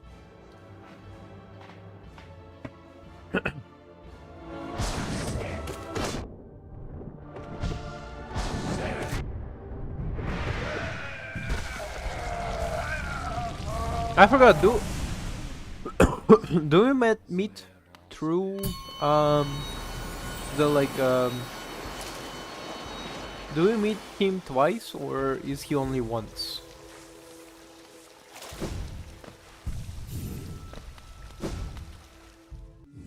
Like, do you meet Nightmare Grim? What was this dialogue again? Moran. Ah, yeah. He's just sleeping. He's napping. He napping very hard. Can you blame the guy?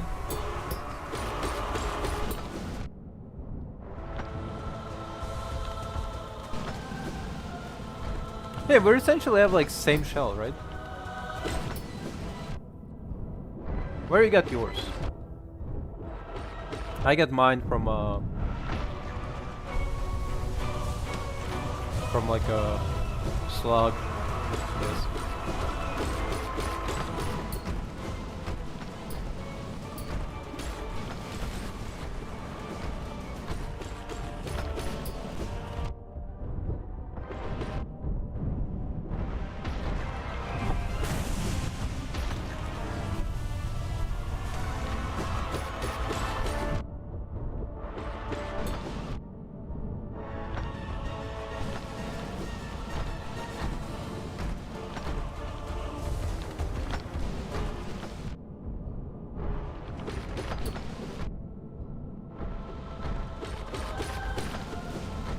I wonder if you...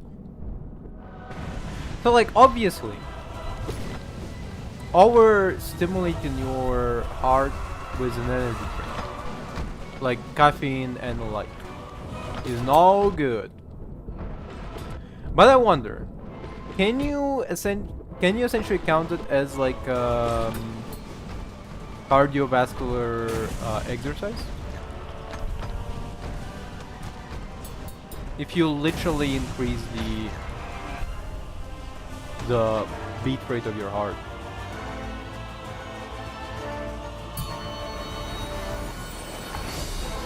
How much do I need to drink before it counts as me running a marathon? Actually, that's probably like easy to answer. It's probably like your daily dose times 2. Which would be like 600 milligrams, am I correct? Like the maximum daily dose recommended.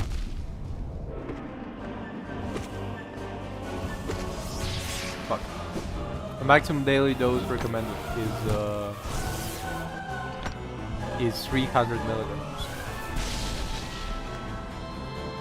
And 600 would be like double that. Fuck. Where's the other one?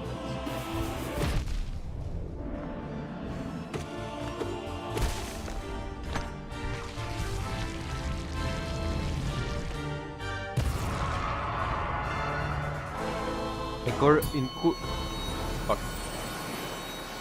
Improving my cardio, 1 energy drink at a time.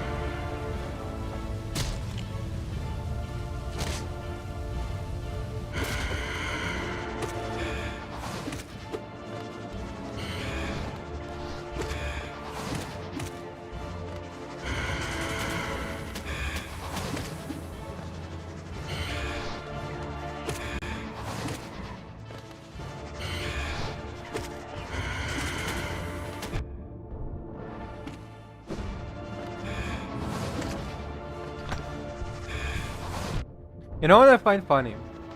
There was this like early days marathon. I don't remember where it was, like New Orleans, Boston, something like that. Like one of those. In US. And so it was extremely disorganized. And the guy who won on technicality of he stepped over the line, but the way he won is that like they literally by a certain point had to like carry him to the finish line, which is number one, mega funny. But number two, the reason he actually needed to be carried out over to the finish line, number one, they didn't have any water, which you may know is actually kind of needed when you run a marathon.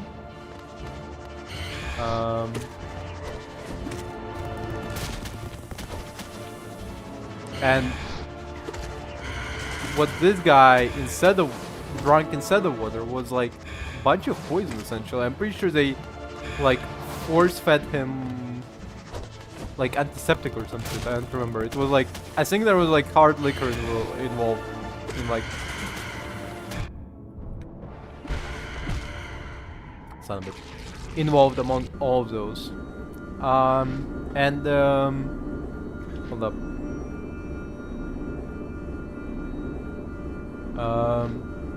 First marathon. Okay, I guess they're gonna give me like Athens. Sorry, first. No, first. American Marathon. Boston Marathon? First marathon race, United States Boston Marathon, which took place in 1897. It was inspired by revival of marathon Summer Olympics.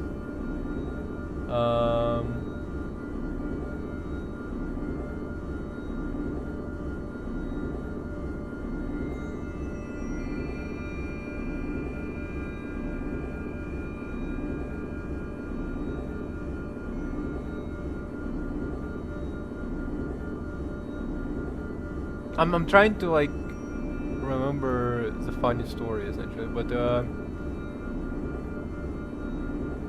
marathon runner who died in a car crash sounds about right, but no.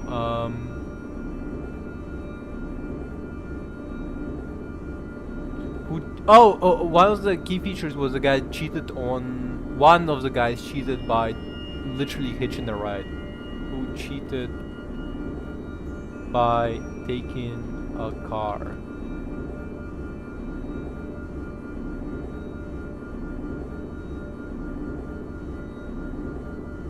'1904 Olympics, is this one? Oh god, this is horrible. Oh lord, you lord. Hold on a second, look at what I'm looking. This is this news article. This is the AI.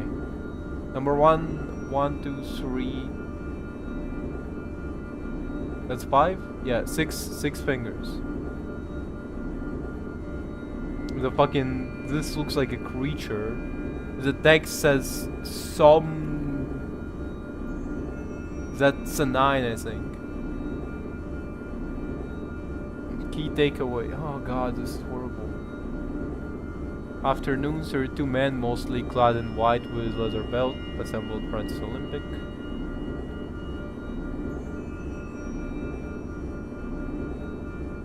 Yeah, disqualified because he's like took a car.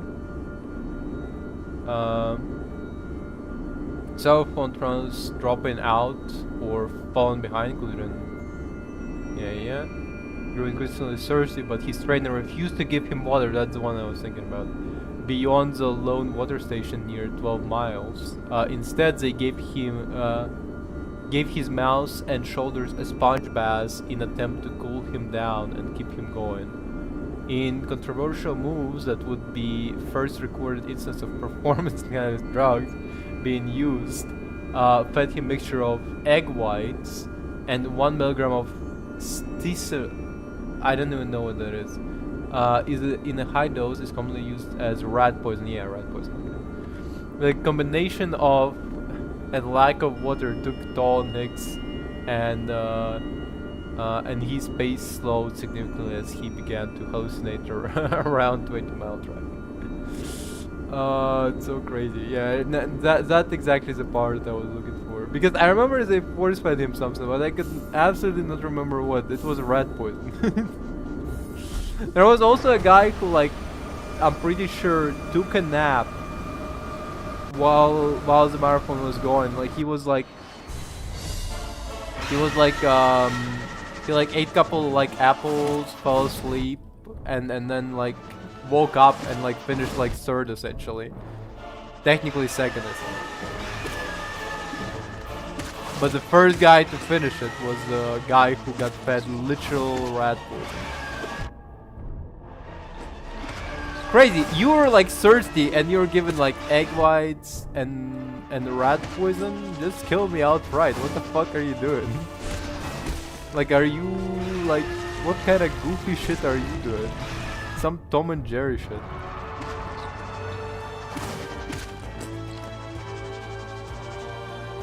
What a crazy idea, by the way.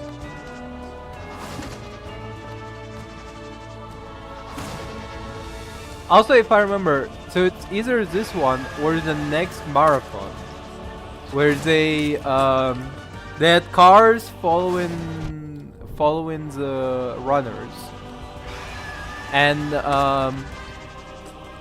it wasn't like a proper road; it was just a dust road, and so a bunch of people died from like dust inhalation. Because cars would like kick up the dust, and then like people would inhale the dust, and they would go, ow, my lungs, and then they would die.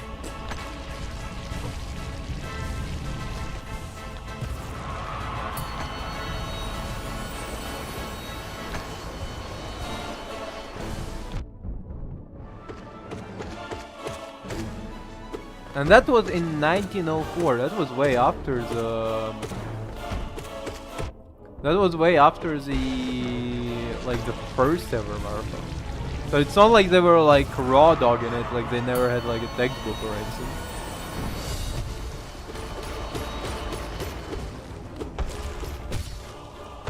It's not like they didn't know, they just were like, nah, it's fine. A little smoke in your, and a little bit dust in your lungs, and you're gonna feel just like a coal miner. Yes, they die by 30, so what?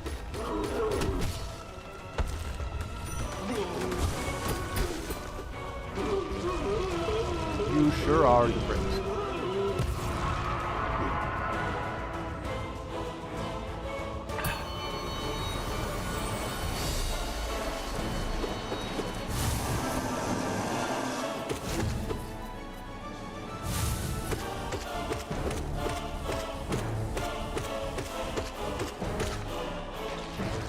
Let's go, baby.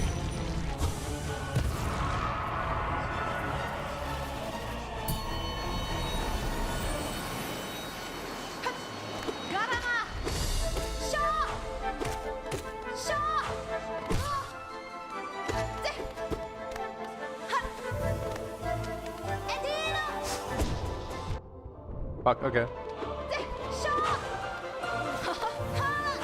Check this out. Hey sis, check this out. Oh. Sister, check this out.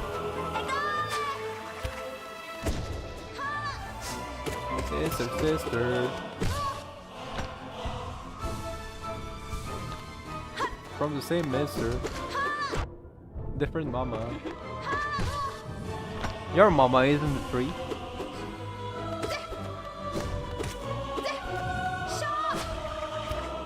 Ah, it's weird how it like kind of avoided me in the hitbox there. Like I'm always curious what the hitboxes are because they never are exactly as those three.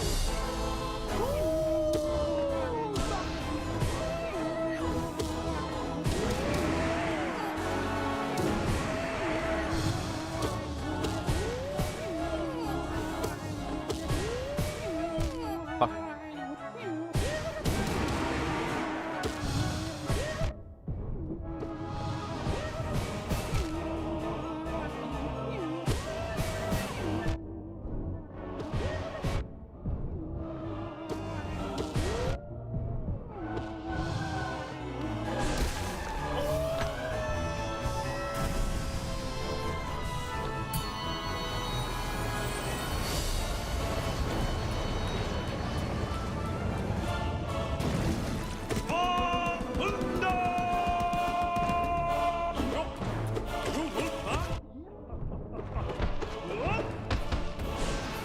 That was the wrong decision.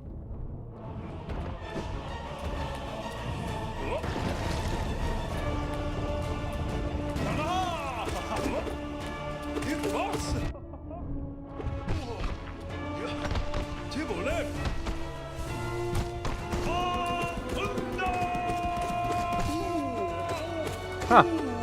We essentially animation cancel. That's cool. That's a cool trick. That was pretty cool. Don't they have like a couple of those in like Silksong? Because I remember seeing that like apparently in when you fight the spider guy who's like in Belhard, he's one of his attacks that summons bells. When he does like raw, you can like animation cancel by like striking the bell enough times.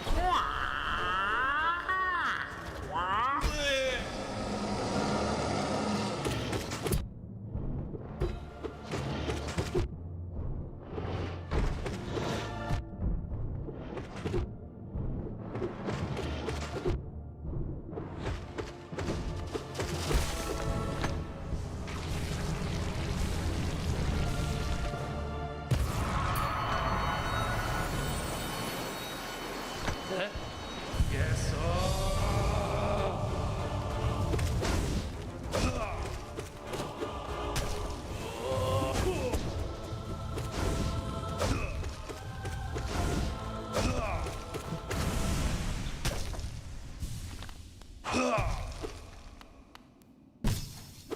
Yes, so.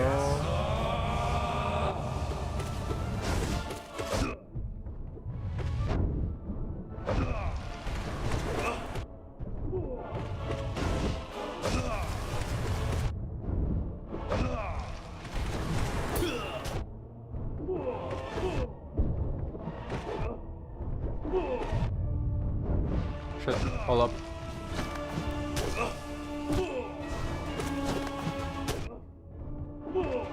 Ah, fuck. Okay, you know what? I'm clearly tired.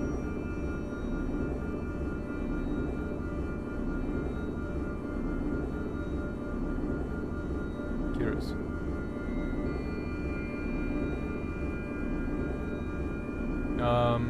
Hold on a second. This one. Fuck. Not the channel. But it is a white skid, you know, so. Holy shit. As I'm looking at it, I'm like, ew.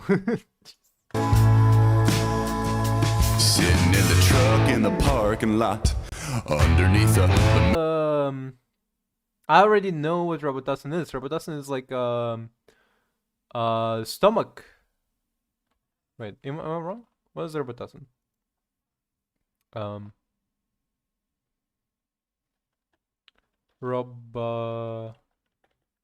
Robotussin.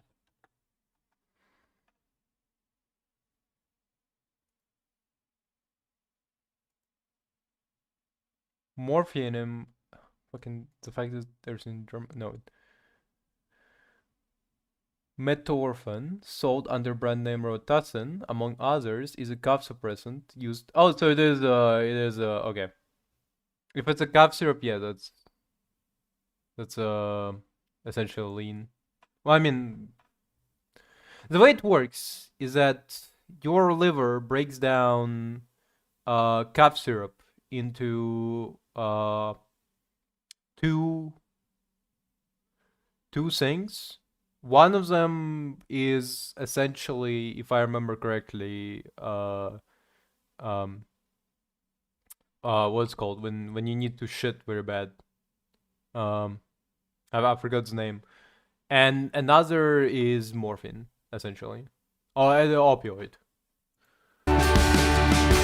Sorry, not morphine, meth. Technically, like one of them breaks down into amphetamines. One of them is broken down into amphetamine, another is broken down into laxative, right? And if I remember correctly, there is like mutation that allows you to break down more of it into meth than laxative, which is crazy, I guess. Something changed within me at that store. Beer and spirit. Also, I don't know who needs to hear. Don't have glue and drink mouthwash. You can just buy alcohol anywhere in Europe. Like, I mean, if you're American, I think you need to consider not drinking. Like the law is asinine. You can't drink in public. You cannot buy after like certain hours. Fuck that. Also, don't drink hand sanitizer. It's not alcohol. It's an alcohol in the sense that it's similar in structure, but I'm pretty sure what they use is ethanol, which will make you go blind. That's to say the least. Your glove compartment, they won't be none the wiser. And sanitizer component.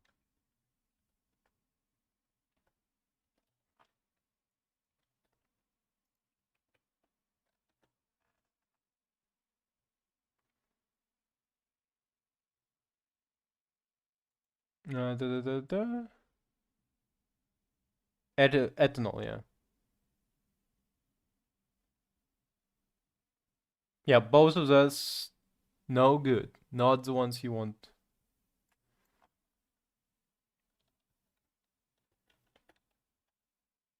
Ethanol versus drinking alcohol, yeah.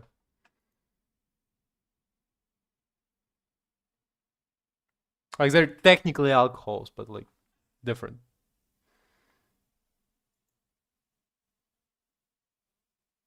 Wait, no? Wait, is ethanol the same one? Oh shit, I'm wrong. Okay, my bad. But isopropyl alcohol will kill you, I think.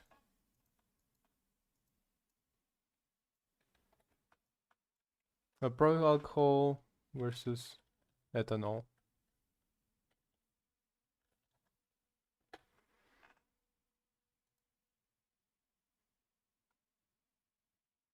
What's the difference between ethanol, isopropyl alcohol? I mean, if molecule structure does affect and justify use of each one.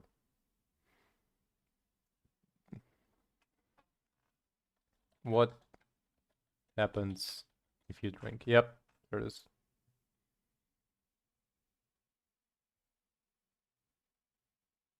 Drinking alcohol, commonly known as rubbing alcohol, is extremely dangerous and can be fatal. It is not safe for human.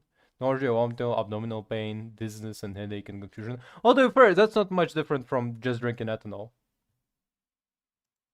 I didn't know ethanol, that was the name for ethanol. My bad. Spread misinformation. Still, don't drink sanitizer. Great, eh? Singing voice as well. Hi, I am A. A isn't fat. Let me tell you right off the bat, these days fat is not where it's at. But how can I go from fatness to fitness? Watch me right here. You be my witness. Get up and get moving. It's time for action. Start walking. That's a step in the right direction. Take one extra step. From walking to hiking, one more step gets you right up to biking. Soon the shape you're in will be... Also, wait, I was wrong about ethanol, but also I am kind of right because ethanol will kill you if you drink too much because it's still alcohol, it's still bad for you. Just don't drink too much. Consume in safe amounts. I drink pretty rarely. More to your liking. You feel like a hero, a cowboy, a Viking. You may never become a champion swimmer, but a few laps a day can make you slimmer and trimmer. Play ball games and all games like soccer and tennis, and suddenly your weight is no longer a menace. Soon you're smooth and lean like a fox, all hustle and muscle, just like an ox. Yes, little by little, you're fit as a fiddle. Now I am the I wanted to be. And getting into fitness has done it for me. Pretty cool. Anyway, on this note, I'm gonna be wrapping up actually because honestly, I mean to be fair, yesterday I like spent extra 30 minutes.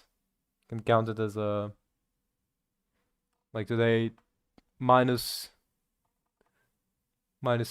30 minutes. But actually, the reason I'm just tired. Tomorrow is gonna be Evil Within. After tomorrow, Evil Within probably 2 because tomorrow is Evil Within DLC. After tomorrow, Hollow Knight Silksong. After that, Hollow Knight Silksong again. Then Hades. Hades again, and then we're back to Hollow Knight regular Pantheon 5. Honestly, I don't know when we're gonna finish that. Thank you very much for watching. Have a good day. Bye.